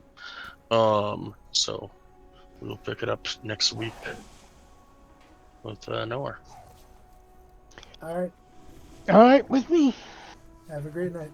Night, Enjoy your guys. weeks, guys. Yes. Bye. Love you, Dad. Love you too.